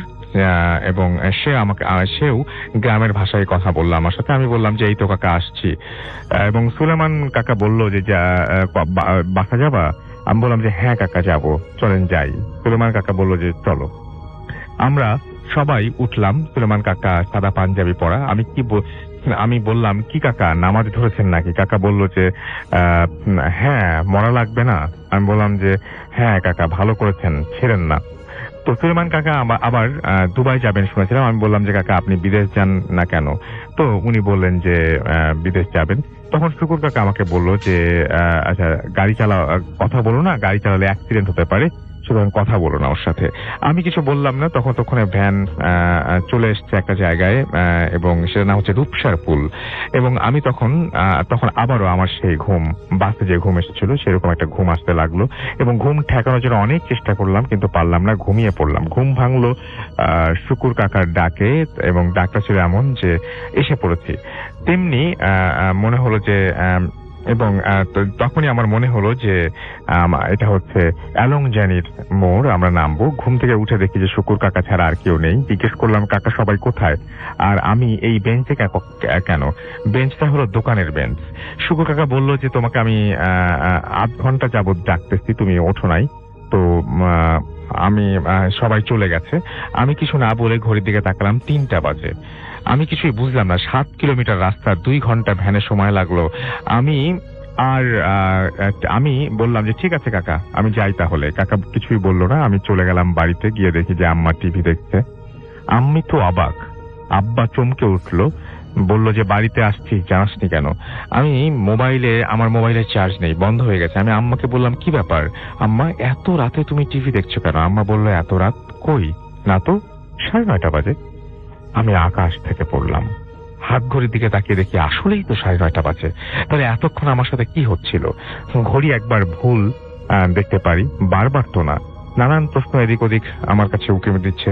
আমি আম্মা কিছুই বললাম না। খেতে বসে আম্মাকে বললাম যে সুলেমান কাকা ভাড়া নেয় নাই, কালকে ভাড়াটা দিয়ে দিও। সুলেমান কাকা আসলে আম্মা বলল যেটা শোনার জন্য আমি প্রস্তুত ছিলাম না। আম্মা বললেন যে সুলেমান কাকা 2 দিন আগে দুবাই চলে গেছে। এটা কেমন করে হয়? আমি তো অবাক। শুকুর কাকার ভ্যানে আমরা ত্রিশাল আসলাম। আম্মা বলল, ভুল দেখেছো তুমি। আমি বিশ্বাস করতে পারছিলাম না আম্মাকে। তাই বললাম, তুমি শুকুর কাকা, ফখরুল আর শহীদ ভাইকে জিজ্ঞেস করে দেখো, 4 জন আমরা একসাথে আসছি সুলেমান কাকার ভ্যানে। আম্মা সেটা শুনে বললেন যে পৃথিবীতে আর কেউ যেন না শুনে, যে আমিও শুনতে চাই না আর কোনোদিন। আম্মা বলল যে শুকুর কাকা বাস অ্যাক্সিডেন্টে গতকাল মারা গেছেন। ফখরুল আর শহীদ ময়মনসিংহ মেডিকেলে আইসিইউতে আছেন। তারা 3 জন কাজের জন্য জয়দেবপুর গিয়েছিলেন। আসার পথে বাস অ্যাক্সিডেন্টে করে শুকুর কাকা স্পট ডেথ, আর শহীদ আর ফখরুলকে গুরুতর আহত অবস্থায় ময়মনসিংহ মেডিকেল কলেজে নেওয়া হয়েছে। অ্যাক্সিডেন্টটা হয়েছিল ত্রিশাল নৌধারে আসার পর, আর অল্প কিছু একটু আসলেই তারা নেমে পড়তো। আব্বা তো আমাকে ততক্ষণে ঝাড়ফুঁক দেওয়া শুরু করেছে এবং কোরআন তেলাওয়াত শুরু হয়েছে। এবং পরে আমি অসুস্থ হয়ে পড়েছিলাম এবং ছুটি বাড়ানো লেগেছিল আমার। ময়মনসিংহে আমি ভর্তি হয়েছিলাম একটা হসপিটালে। কেন আমার সাথে এরকম হয়েছিল তার ব্যাখ্যা আমি আজ জানি না। আমি খুঁজি এবং অনেক বড় বড় আলেমদের জিজ্ঞেস করি, এবং জিজ্ঞেস করতে পারিনি। আমি জিজ্ঞেস করে আমি কোনো সমাধান পাইনি, ভুলতে পারি না সেই রাতের কথা। আমি, আম্মা, আব্বা, ভাইয়া, ভাবি, আপা, দুলা ভাই ছাড়া আরো কয়েকজন জানে এই বিষয়টি। অনেকে বিশ্বাস করে, আবার অনেকে বিশ্বাস করে না। আপনি বিশ্বাস করবেন কিনা আপনার ব্যাপার। এই ছিল ঘটনা। ভালো লাগলে পড়ে শোনাবেন।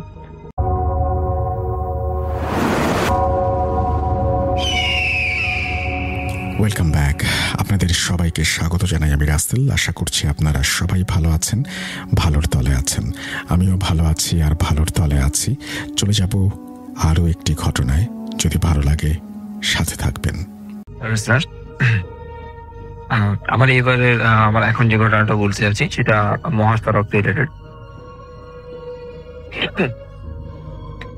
আমরা অফিসের কিছু কলিগ একটা বাসে করে, মিনি বাসে করে, 24 জনের একটা মিনি বাসে করে আমরা ভারতের দিকে যাচ্ছিলাম, বেনাপোল বর্ডার ক্রস করে কলকাতা যাওয়ার জন্য। তো আমরা এখানে রাত্রেবেলা একটু লেট নাইট আমরা রওনা দিয়েছিলাম, কারণ যেহেতু আমরা সকালবেলা ওখানে পৌঁছালে বর্ডার ক্রস করতে পারি, আমাদের বেশি সময় যাতে নষ্ট হয়।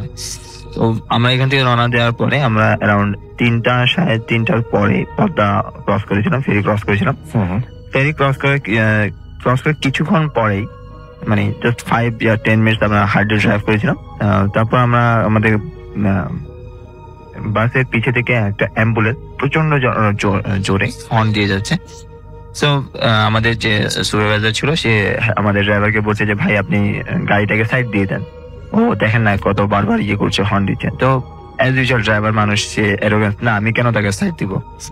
আমাদের সুপারভাইজার একবার পিছে ঘুরে দেখলো যে এটা একটা অ্যাম্বুলেন্স। তো সে বলে যে ভাই অ্যাম্বুলেন্স সাইড দিয়ে দেন, রোগী মানুষও থাকতে পারে। তো উনি সাইড দিয়ে দিল, আমরা ড্রাইভার সাইড দিয়ে দিল। তো গাড়িটা আমাদেরকে ক্রস করে সামনে চলে গেল। বলে রাখছি যে আমি ফ্রন্ট সিটে ছিলাম এবং আমার সাথে আমার খুব ক্লোজ একজন কলিগ ছিল। আমরা দুজনেই জেগেছিলাম, গল্প করছিলাম। আমরা দেখছিলাম যে আমাদের সামনে অ্যাম্বুলেন্স চলে এসেছে এবং বাসের আলোতে আমরা স্পষ্ট অ্যাম্বুলেন্সকে দেখতে পাচ্ছি। অ্যাম্বুলেন্সের গায়ে লেখা অ্যাম্বুলেন্স, লাশবাহী গাড়ি, দুটোটাই আমরা আমরা খুব সুন্দর করে লক্ষ্য করছি, নাম্বার দেওয়া সবকিছু। কিছুক্ষণ পরে একেবারে চোখের সামনে থেকে রাসেল ভাই গাড়িটা একদম ভ্যানিশ, নাই একেবারে কিছু নাই যাতে ওখানে, মুহূর্তের মধ্যে একটু মুহূর্তের মধ্যে। এটা দেখার পর সুপারভাইজার একটু শক, মোস্ট প্রবলি সুপারভাইজার নতুন ছিল, সেটা বলতে ভাই এটা কি হলো। এগুলো হয় রাস্তাঘাটে, এগুলো হয়, এগুলোর দিকে এত নজর দিতে নেই, চুপচাপ থাক, শান্ত থাক। এটার পর থেকে দেখলাম যে সুপারভাইজার নিজে একটু কেমন গুটিয়ে গেল, ইঞ্জিনের উপর বসে পড়লো। কিছুক্ষণ যাওয়ার পরে আমরা দেখলাম যে ওই অ্যাম্বুলেন্সে রাসেল ভাই রাস্তার এক পাশে উল্টে পড়ে আসে এবং একজন ওয়ার্ড বয় সে হাত দিয়ে আমাদের বাসকে থামানোর চেষ্টা করতে, যে আমাদের অ্যাক্সিডেন্ট হয়েছে, আমাদের হেল্পের দরকার। তো আমাদের ড্রাইভার কি করলো, ক্রস করে, খুব দ্রুত ক্রস করে চলে গেছে ওই অ্যাম্বুলেন্সকে। এটা দেখে সুপারভাইজার আবার একটু রেগে গেল। সুপারভাইজার রেগে বললো, আরে আপনি দেখছেন ভাই অ্যাম্বুলেন্স অ্যাক্সিডেন্ট হয়েছে, আপনি গাড়ি থামাবেন, এটা কোনো কথা হলো? মানবতা বলে কিছু আছে? তো ড্রাইভার বারবার ওনাকে এটা বোঝাচ্ছে যে ভাই এগুলো নিয়ে তুই মাথা ঘামাইস না, তুই তো দেখছিস কি হয়েছে, কিন্তু তারপর ওর এটা মাথায় ঢুকতেছে না। তো যেহেতু এই আলাপ এতটুকু চলছে, তো গাড়িটা বেশ অনেকটুকু সামনে চলে গেছে, আমাদের গাড়ি বেশ ফাস্ট ছিল। তো কিছুক্ষণ পরে যখন এই চিল্লাচিল্লি সুপারভাইজার এবং ড্রাইভারের আওয়াজ শুনে কয়েকজন স্যার, আমাদের সিনিয়র স্যার ছিল, ওনারা জেগে উঠল। তারা জিজ্ঞেস করলেন যে ভাই কি সমস্যা? তো এরকম স্যার, আমাদের একটা অ্যাম্বুলেন্স পিছিয়ে দেখলাম অ্যাক্সিডেন্ট হয়েছে, উনি থামাচ্ছে না। তো স্যাররা বলেন যে না, এটা তো কোনো ইয়ে না, তুমি গাড়ি ব্যাক করো। তো আমরা গাড়ি ব্যাক করে আবার ফিরে আসলাম এবং ওই পরে এসে দেখি রাসেল ভাই দের ইজ নাথিং, কোনো কিছু নেই।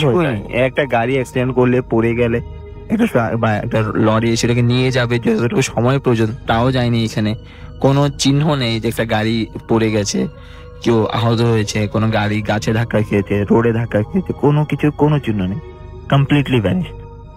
তো এটার পরে আমাদের যে সুপারভাইজার ছিল যথেষ্ট ইয়ে হয়েছে এবং ক্যালকাটা যাওয়ার পরে সে অসুস্থ ছিল এবং সে এতটাই অসুস্থ ছিল যে অলমোস্ট যে 6 মাসের মতো অসুস্থ ছিল এবং তার হাফ বডি প্যারালাইজ হয়ে গেছে। ও মাই গড। এবং সে ক্যালকাটায় ট্রিটমেন্টে ছিল, এখন কিছুদিন আগে সে ট্রিটমেন্ট শেষ করে দেশে ব্যাক করেছে। Thank you very much. আমরা চলে যাই আমাদের মঈনুদ্দিন ভাইয়ের কাছে। এবার আমরা সেই ব্ল্যাক ম্যাজিকের ঘটনাটা শুনবো এবং ব্ল্যাক ম্যাজিক নিয়ে আরো ঘটনা হয়তো পরে থাকতেও পারে। আমরা চলে যাচ্ছি আমাদের পরবর্তী ঘটনা।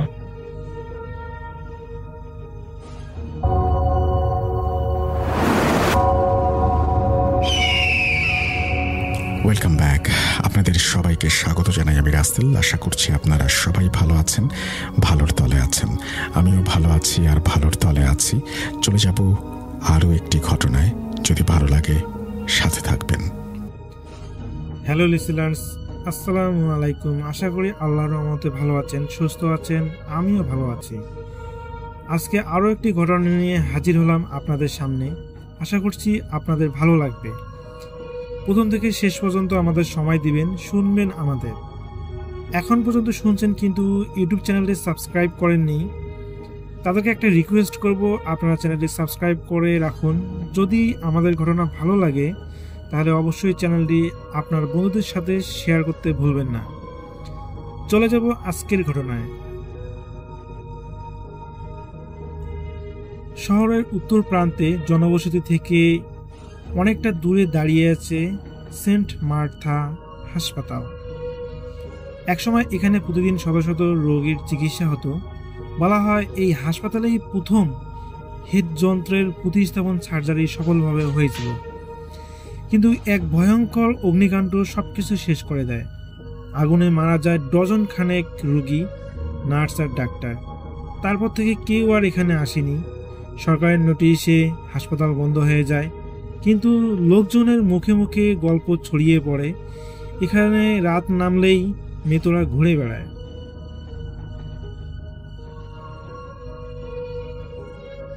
রাফি পেশায় ইউটিউবার, কিন্তু রক্তে অ্যাডভেঞ্চারের নেশা। তার চ্যানেলের নামটা এখানে দিয়েছেন, আমি এটা স্কিপ করে যাচ্ছি। বেশিরভাগ ভিডিওতেই ভৌতিক জায়গা ঘুরে দেখা। কয়েকদিন আগে এক ভক্ত কমেন্টে লিখেছিল, ভাই সেন্ট মার্থা হাসপাতালে একবার নাইট শ্যুট করেন, শুনেছি উপরের ফ্লোরে এক রোগী এখনো শুয়ে আছে। এত বড় চ্যালেঞ্জ রাফি ফেলতে পারলো না। রাত 11টার দিকে সে আর তার ক্যামেরাম্যান সুমন একটা কাটা ফাটা তালা হাতে নিয়ে হাজির হলো সেন্ট মার্তা গেটে। চারপাশে অন্ধকার, শুধু দূরের রাস্তার লাইট থেকে হালকা হলুদ আলো এসে পড়ে। তালা কাটতেই দরজার ভিতরে ধীরে ধীরে কেঁপে খুলে যায়, যেন ভিতরের বাতাসও বাইরের দুনিয়াকে ভয় পাচ্ছে। ভিতরে পা রাখতেই দুজনের নাকে লাগে একটা অদ্ভুত গন্ধ, পচা ঔষধ, পুরনো রক্ত আর ধুলোর মিশ্রণের গন্ধ। করিডোরে দাঁড়িয়েই তারা শুনতে পায় কোথায় যেন লোহার টলি ঠেলার শব্দ হচ্ছে, অথচ হাসপাতালে তো বহু বছর আগে খালি হয়ে গেছে। তারা ভিডিও করতে করতে সিঁড়ি বেয়ে উপরে ফ্লোরে ওঠে। দেয়ালের রং উঠে গেছে, ফাটল দিয়ে লতাপাতা ঢুকে গেছে। হঠাৎ সুমন খেয়াল করলো করিডোরের শেষ প্রান্তে একটা দরজা সামান্য খোলা, আর ভিতর থেকে আসছে নরম সাদা আলো। রাফি ফিসফিস করে বলল, বিদ্যুৎ তো অনেক আগেই কেটে দেওয়া হয়েছিল এখানে, তাহলে এই আলো আসতেছে কিভাবে? দুজন ধীরে ধীরে দরজার কাছে দিয়ে উকি দিল। ভিতরে যা দেখলো তাতে তাদের বুকের ভিতরটা কেঁপে উঠল।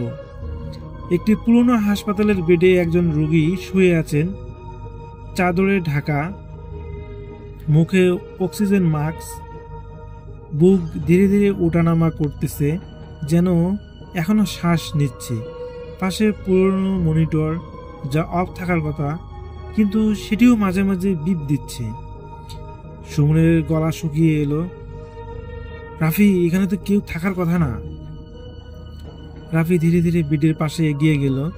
কাছে যেতেই রোগীর ঠোঁট সামান্য নড়ল, আর মৃদু কণ্ঠে সে বলল, তুমি অবশেষে এলে।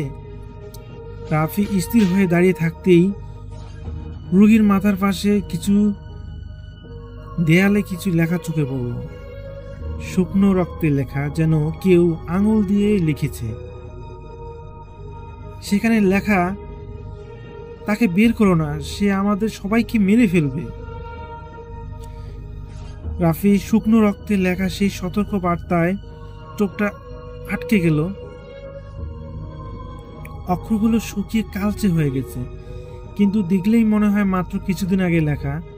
সুমনের ঠোঁট কাঁপছে। এটা কে লিখছে রাফি? আর কাউকে বের করতে মানা করছে মানে? রাফি কোনো উত্তর দিল না। সে ক্যামেরা বেডের দিকে ঘোরালো। রোগীর চোখ আধা খোলা, কিন্তু দৃষ্টি অদ্ভুত ফাঁকা। হঠাৎ রোগী তার হাত আঙুল তুলে দেখানোর চেষ্টা করলো, যেন রাফির দিকে কিছু বাড়িয়ে দিচ্ছে। রাফি সাহস করে কাছে গিয়ে দেখলো তার হাতে একটা পুরনো চাবি। রাফি চাবিটা হাতে নিয়ে রোগীর কণ্ঠস্বর ফিসফিস করে উঠল, তৃতীয় তলার শেষ ঘর, যেখানে আমার ডায়েরি আছে। ডায়েরি পেলে সব জানতে পারবে। এভাবে সেই শুয়ে থাকা রোগীটি বলল। হঠাৎ করে তখনই মনিটরের বিপ শব্দ দ্রুত হতে লাগলো। রোগীর বুক একেবারে জোরে উঠল, ধীরে ধীরে আবার থেমে গেল। সুমন তড়িঘড়ি করে পিছু হটার চেষ্টা করতেই দরজাটা ধমাস করে বন্ধ হয়ে গেল। রাফি ঝাঁপিয়ে গিয়ে দরজা টানলো, যেন বাইরে থেকে কেউ দরজা শক্ত করে চেপে ধরেছে। ঠিক তখনই করিডোরের ওপাশ থেকে শোনা গেল লোহার চাকার ঘর্ষণের শব্দ। কেউ যেন স্ট্রাকচার ঠেলতেছে। শব্দটা ধীরে ধীরে তাদের দিকে এগিয়ে আসছে। মনিটর বন্ধ হয়ে গেল। ঘরটা এখন হালকা বাতাসে ভরে উঠেছে। সুমন কেঁপে উঠল। রাফি, এখানে তো আমাদের ছাড়া আর কেউ নেই, তাই তো? রাফি উত্তর দিতে যাচ্ছিল, হঠাৎ করে কানে ভেসে এলো এক নারীর তীক্ষ্ণ হাসি, যা ধীরে ধীরে করিডোর থেকে দরজার দিকে বাইরে এসে থেমে গেল। দরজার বাইরে সেই নারীর তীক্ষ্ণ হাসি থেমে যাওয়ার পর ঘরটা আরো স্তব্ধ হয়ে গেল। সুমন আতঙ্কে রাফির হাত চেপে ধরল। দেখিস না, দরজার নিচে দিয়ে ছায়া যাচ্ছে। রাফি নিচু হয়ে দেখতে পেল দরজার নিচে ফাঁক দিয়ে আসলেই লম্বা চুলওয়ালা কারো ছায়া ধীরে ধীরে এদিক সেদিক ঘুরতেছে। হঠাৎ ছায়াটা থেমে গিয়ে মাটিতে ঝুঁকে পড়ল। যেন মেঝেতে কিছু শুকাচ্ছে, মানে নাক দিয়ে। পরের মুহূর্তে দরজায় কলকল শব্দ, যেন কেউ ধীরে ধীরে নখ বলিয়ে যাচ্ছে কাঠের উপর। রাফি সাহস জোর করে দরজা টান দিতেই দরজা এক ঝটকায় খুলে গেল, কিন্তু করিডোর তো ফাঁকা, শুধু দূরে অন্ধকার ভিতর ভেসে যাচ্ছে সেই হাসির প্রতিধ্বনি। সুমন কাফা গলায় বলল, চাবি তো পেয়েছি, 3 তলার শেষ ঘর, যাবি নাকি? তারা ধীরে ধীরে সিঁড়ি বেয়ে 3 তলায় উঠল। প্রতিটা ধাপেই কেঁপে উঠছিল পুরনো কাঠ, যেন যে কোনো মুহূর্তে ভেঙে যাবে। 3 তলায় পৌঁছে দেখলো করিডোরে এক সারি ঘর, কিন্তু সব দরজাই ভাঙা এবং অর্ধেক খোলা। শুধু শেষের ঘরটা অদ্ভুতভাবে অক্ষত এবং তালাবদ্ধ। রাফি চাবি বের করে তালায় ঢোকালো। তালা খুলতেই দরজা ফাঁক দিয়ে হালকা গরম বাতাস বেরিয়ে এলো, সঙ্গে ভেসে এলো ফিস ফিস কণ্ঠ, ফিরে যা, না হলে তুই বের হতে পারবি না। এরকম একটা চাপা কণ্ঠ ভেসে আসলো। রাফি আর সুমন ভিতরে পা রাখতেই দরজা ধমাস করে বন্ধ হয়ে গেল। ঘরের কোনায় একটা টেবিলের উপর জমা কালো চামড়ার বাধাই করা পড়ে আছে একটা ডায়েরি, কিন্তু তারা এগিয়ে যেতেই ডায়েরির পাতা নিজে নিজে উল্টাতে শুরু করলো, আর ভিতর থেকে শোনা গেল এক নারীর কণ্ঠস্বর, আমি এখনো বেঁচে আছি, আর তোমরা এসে আমায় জাগিয়ে দিয়েছ। এরকম করে একটা কথা আসতেছে। তো তারা ভয় না পেয়ে তারা ধীরে ধীরে সেই ডায়েরির পাতা দিকে লক্ষ্য করলো, এবং ডায়েরির পাতা নিজে নিজে উল্টে উল্টে থেমে গেল এক জায়গায়। রাফি পাতায় স্পর্শ করতেই ভিতরের অক্ষরগুলো যেন জীবন্ত হয়ে উঠল এবং চোখের সামনে ভেসে উঠল। 20 বছর আগের সেন্ট মার্থা হাসপাতাল, রাত তখন 2টা। হাসপাতালের ডিউটিতে ছিলেন ডক্টর নাদিয়া রহমান। তিনি ছিলেন শহরের সেরা সার্জন, কিন্তু তার মধ্যে ছিল ভয়ঙ্কর এক গোপন প্রবৃত্তি, রোগীর উপর অবৈধ পরীক্ষা চালানো। ডায়েরির পাতায় লেখা, আজ রাতেই অপারেশন করব, কেউ বাঁচবে না, তারা আমার পরীক্ষার অংশ। দৃষ্টি দেখা গেল নাদিয়া কয়েকজন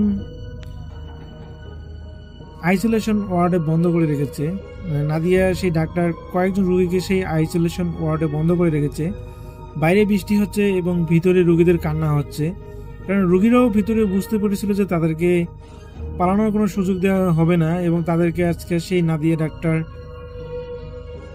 গবেষণা করবেন বা সার্জারি করবেন। তো রোগী পালানোর চেষ্টা করলে নাদিয়া চিৎকার করে ওঠে, তোমরা কেউ এখান থেকে বের হবে না। ডায়েরির পাতায় রক্তের দাগ ছড়িয়ে আছে, যেন কেউ মারার আগে লিখেছে। ঠিক তখনই দেখা গেল এক নার্স আতঙ্কে বিদ্যুতের মেইন সুইচে হাত দেয়, কিন্তু ভুলবশত স্পার্ক হয়ে আগুন ধরে যায়। কয়েক মিনিটের মধ্যেই আগুন পুরো হাসপাতাল গ্রাস করে ফেলে। সবাই ভিতরে পুড়লেও নাদিয়া নাকি শেষ পর্যন্ত মরেনি। কেউ বলে আগুনের ভিতরে তাকে শেষবার দেখা গিয়েছিল, চোখ লাল হয়ে, মুখে এক অদ্ভুত হাসি নিয়ে। ডায়েরির শেষ পাতায় রক্তে লেখা ছিল, নাদিয়া এখনো এখানে, আর যারা আসে তারা আর ফিরে যায় না। ডায়েরির পাতা বন্ধ হতে না হতেই ঘরের কোনায় অন্ধকার ঘনীভূত হয়ে এক নারীর অবয়ব তৈরি হতে লাগলো।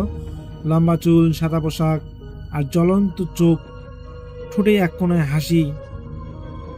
তোমরা ঠিক সময় মতো এসেছ। রাফিয়া সুমনের চোখের সামনে ধীরে ধীরে তৈরি হলো সেই নারীর অবয়ব, ডাক্তার নাদিয়া।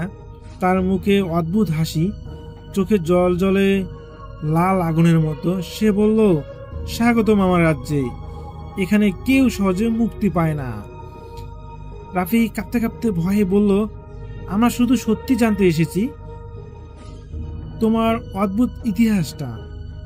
নাদিয়া করুণভাবে হেসে উঠল, তোমরা জানো না তোমরা সত্যি কতটা ভয়ঙ্কর।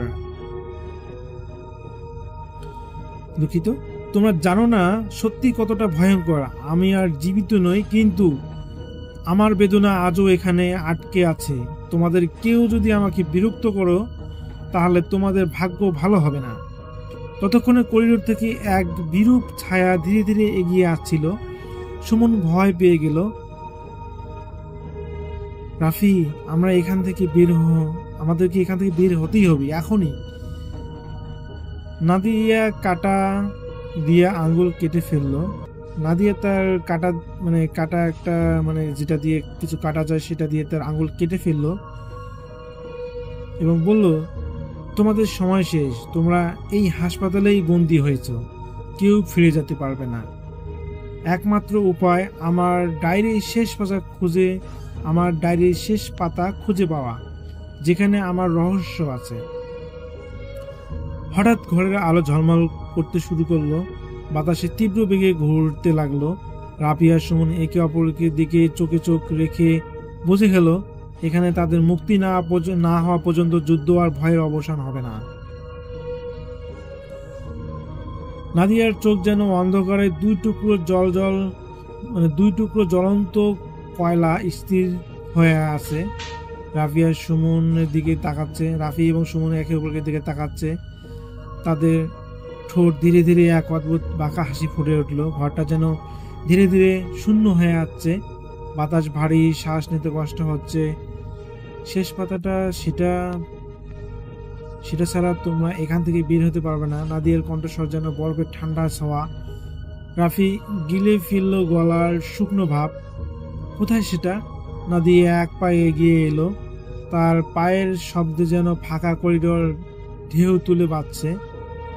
বেসমেন্টে, সেখানে আলো কখনো পৌঁছায় না, কিন্তু মনে রেখো, সেখানে নামা মানে তোমাদের একজনকে ফিরিয়ে আনা সম্ভাবনা কমে যাবে।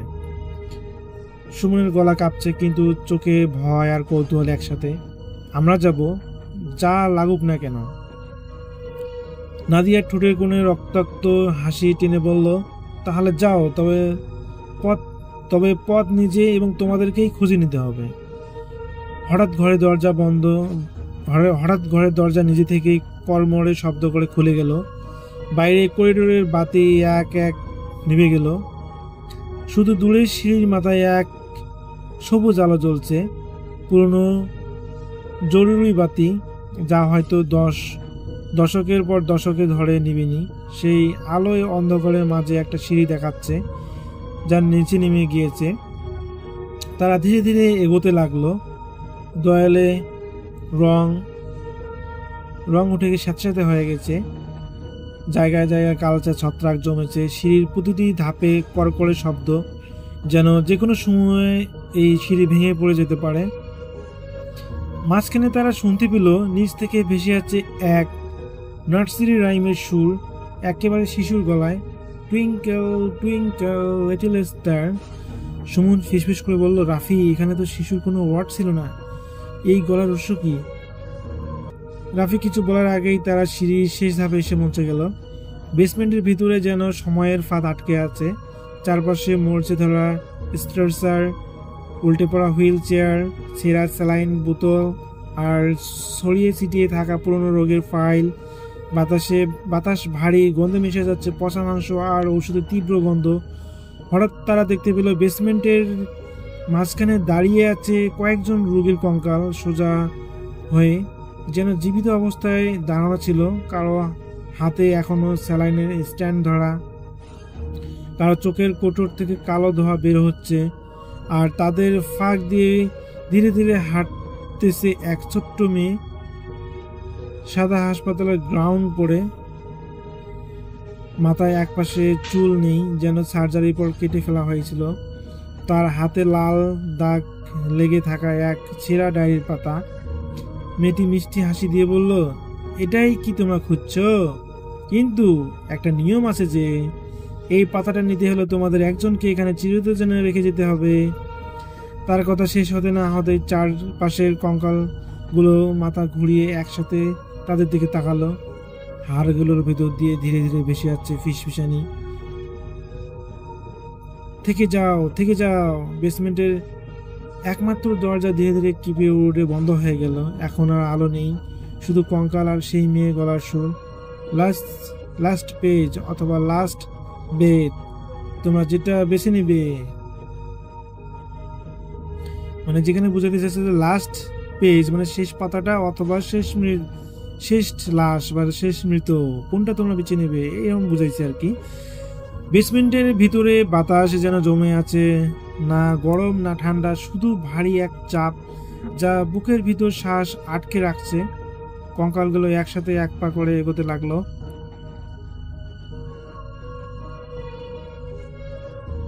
তাদের হাড়ের জোড়াগুলো থেকে ভেসে আসছে কটকট শব্দ।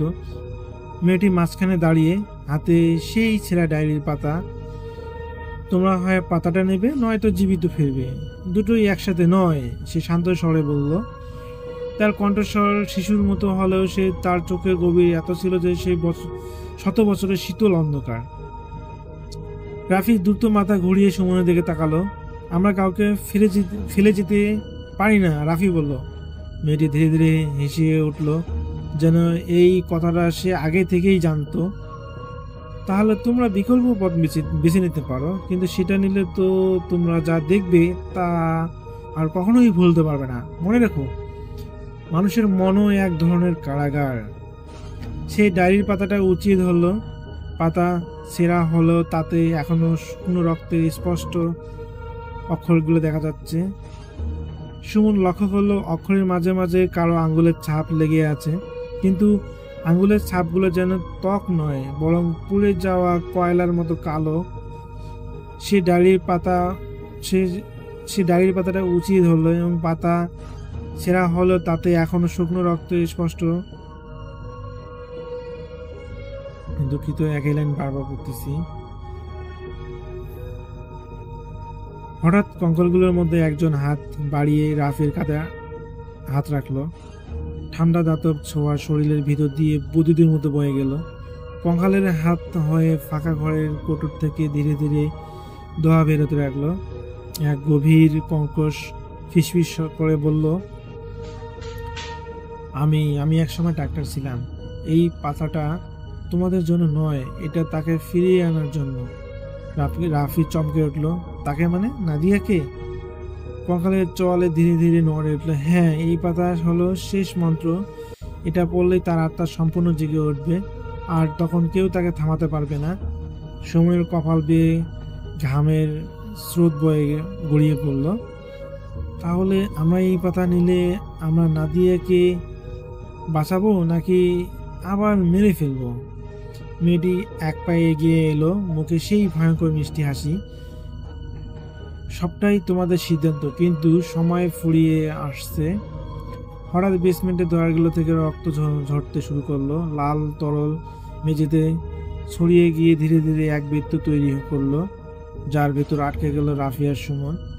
কঙ্কালগুলো সেই বৃত্তে দাঁড়িয়ে ফাঁকা চোখের তাদের দেখেছে। মেয়েটির কণ্ঠস্বর এবার বদলে গেল, আর শিশুস্বর নয়, বরং এক নারী কণ্ঠ, ঠান্ডা ধারালো, এক পরিচিত কণ্ঠস্বর। তোমাদের হয় পাতাটা দাও আমার হাতে, নয়তো এখানেই চিরতরে পচে যাবে। রাফি বুঝে গেল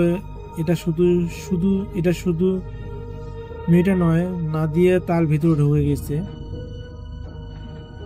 বেসমেন্টের ভিতরে বাতাস জমে গেছে, কিন্তু তবুও চারপাশের দেয়াল থেকে ঝরে পড়া রক্ত গরম হয়ে উঠছে। রাফিয়ার সুমনে এখন তৈরি হচ্ছে রক্তে তৈরি বৃত্তের ভিতরে বন্দি, যেন কোনো এক অদৃশ্য শিকল তাদের সাথে বেঁধে রেখেছে। মেয়েটির দেহ কাঁপতে শুরু করলো, মাথা পিছনে হেলে গেল, মুখ থেকে ধোঁয়া বের হচ্ছে। পরের মুহূর্তে তার চোখ পুরো লাল হয়ে উঠল, আর ঠোঁটে ফুটে উঠল এক শীতল অদ্ভুত হাসি। এতদিন পর আবার কেউ আমার কাছে এলো। রাফি বুঝলো নাদিয়া এখন পুরোপুরি মেয়েটার দেহটি দখল করে নিয়েছে। তুমি কি চাও? রাফির গলায় কেঁপে গেলেও চোখে ভয়ার্থতা। নাদিয়ার দৃষ্টি পাতার দিকে স্থির। ও, শেষ পাতা, এটা পড়লেই আমার আত্মা সম্পূর্ণ মুক্তি পাবে। তখন আমি এখান থেকে বের হব আর আমার অসমাপ্ত কাজ শেষ করব। সুমন তাতে দাঁত চেপে বলল, তুমি মানুষ খুন করছো, রোগীদের উপর নিষ্ঠুর পরীক্ষা চালিয়েছ, আমরা কেন তোমাকে মুক্ত করব? নাদিয়া ধীরে ধীরে বৃত্তের কিনারে এসে দাঁড়ালো। তার হাতের আঙ্গুলগুলো অস্বাভাবিকভাবে লম্বা হয়ে গেছে, নখ কালো ধারালো। কারণ তোমরা যদি পাতাটা ধ্বংস করো তাহলে আমার ক্রোধ এখানেই ফিটে পড়বে, তোমরা কেউ বাঁচতে পারবে না। তোমাদের আত্মাও আমার মতো এখানে আটকে থাকবে আমার সাথে। হঠাৎ করিডোর থেকে ভেসে এলো এক কর্কশ হাসি, যা প্রথম রাতে তারা শুনেছিল, কিন্তু এবার হাসির সাথে ভেসে আসছে স্ট্রাকচারের চাকার শব্দ। ধীরে ধীরে কাছে আসছে। অন্ধকার থেকে ভেসে উঠল কয়েকটা অদ্ভুত অবয়ব, অর্ধেক পোড়া মূর্খহীন নার্স, হাতের বদলে স্টিলের অস্ত্রোপচারের যন্ত্র, আর পায়ের নিচে রক্তের ছাপ রেখে হাঁটছে। তারা বৃত্তের বাইরে এসে দাঁড়ালো, যেন নাদিয়ার আদেশের অপেক্ষায়। তাদের সাথে পরিচয় হও, এটা নাদিয়া বলল। এরা আমার দল, আমার রোগী। খুবই শীঘ্রই তোমরাও তাদের একজন হয়ে যাবে।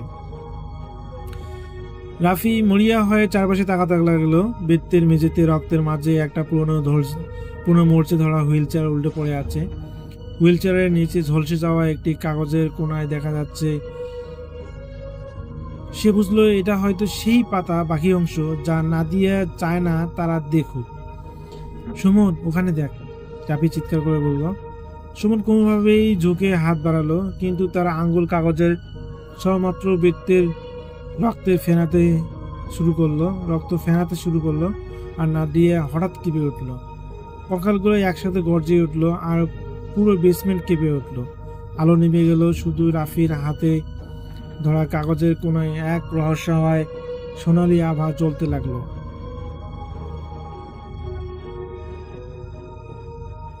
বেসমেন্টের আলোর এক ঝটকায় নেমে গেল। শুধু রাফির হাতে ধরা পোড়া কাগজের কোনায় সোনালি আভা ধুকধুক করছে, যেন কোনো অশুভ শক্তি তার ভিতরে শ্বাস নিচ্ছে। নাদিয়ার চোখ সরু হয়ে গেল। ওটা তোমরা কোথায় কিভাবে পেলে? রাফি কাগজটা তুলে নিল, মরচে ধরা হুইল চেয়ারের ছায়া থেকে পুরোটা টেনে বের করলো। এটা ছিল ডায়েরির আসল শেষ পাতা। নাদিয়ার লেখা নয়, বরং একজন নার্সের হাতের লেখা। অক্ষরগুলো কাপা হাতে লেখা হলো স্পষ্ট। যদি কেউ নাদিয়াকে থামাতে চায়, এই পাতার মন্ত্র পড়বে উল্টো করে। আসবে আলো, আর সে কখনো ফিরে আসতে পারবে না। কিন্তু সাবধান, পাঠককে নিজের জীবনের অর্ধেক দিয়ে মন্ত্র সম্পূর্ণ করতে হবে। সুমনের বুক ধকাত করে উঠল। মানে এটা পড়লে নাদিয়া শেষ হবে, কিন্তু যে পড়বে তার জীবনের অর্ধেক সময় সে হারিয়ে ফেলবে। মানে সে যতদিন বাঁচবে তার অর্ধেক সময় হারিয়ে ফেলবে। নাদিয়া হঠাৎ হাসতে শুরু করলো, কিন্তু সে হাসি দ্রুত গর্জনের রূপ হলো। তোমরা জানো না, ওটা পড়লেই তোমাদের আত্মা ভস্ম হয়ে যাবে, কেউ বাঁচবে না। ঠিক তখনই করিডোর থেকে ঢুকে এলো তার রোগী। সেনারা, পোড়া মুখের নার্স, সেলাই করা রোগী, চোখবিহীন বৃদ্ধ। তারা রক্তের বৃত্তের চারপাশে দাঁড়িয়ে ধীরে ধীরে হাত বাড়াচ্ছে। রাফি সোনালি পাতার দিকে তাকিয়ে গভীর শ্বাস নিল। আমরা যদি এটা না পড়ি তাহলে আমরা এখানেই মারা যাব, আর নাদিয়ার বাইরের পৃথিবীতে যাবে। সুমন চোখ বন্ধ করে বলল, তাহলে পড়তেই হবে, কিন্তু তুমি নয়, আমি পড়বো। তুমি বাইরে গিয়ে ভিডিওটা প্রকাশ করবে, সবাইকে সতর্ক করবে। রাফি চমকে উঠল। না, তুমি একা, শোনো। সুমন থামিয়ে দিল। আমরা একসাথে শুরু করলাম, কিন্তু শেষটা আমার হাতে হবে। সে রাফির হাতে পাতা ছিনিয়ে নিল।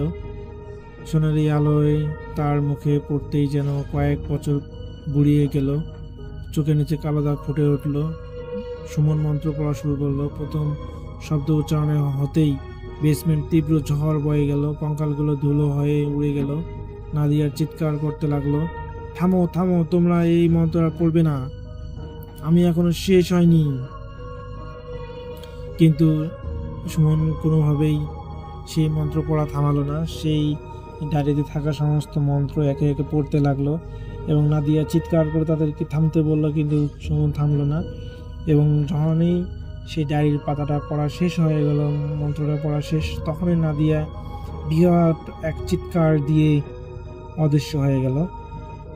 তারপরে সেই বেসমেন্টের যে অন্ধকার সেটা হালকা আলোয় চিকচিক করলো এবং সবকিছু স্বাভাবিক মনে হলো এবং তারা দেখতে পেল যে সবকিছুই নীরব। মানে এতক্ষণ যে গন্ধ বাতাস মানে কঙ্কালে সবকিছু উধাও হয়ে গেছে এবং সবকিছু আবার স্বাভাবিক হয়ে গেছে এবং মানে ভয়ের যে একটা পরিবেশ ছিল সেটা চলে গেছে। এখানে দেখা যাচ্ছে যে আসলে এটা একটা ফাঁদ ছিল যে পড়লে তাদের অর্ধেক জীবনে কমে যাবে, আসলে এটা কিছুই ছিল না। এবং পরবর্তীতে তারা সেখান থেকে বের হয়ে আসে তাদের চ্যানেলে এই ঘটনাটি তারা পাবলিশ করে এবং সবাইকে জানায়। তো তিনি আমাকে লিখেছিলেন যে ভূতভূমের মাধ্যমে তিনি গল্পটি সবার কাছে শেয়ার করবেন। তো আমি যতটুকু চেষ্টা করেছি পরে আপনাদের কাছে শেয়ার করার। আমাদের কাছে গল্পটি পাঠিয়েছেন হিমেল নামে একজন। তো থ্যাংক ইউ সো মাচ হিমেল। আমরা আশা করব পরবর্তী ঘটনাগুলো আমাদেরকে পাঠাবেন। সবাই ভালো থাকবেন, সুস্থ থাকবেন, এই প্রত্যাশায়। আল্লাহ হাফেজ।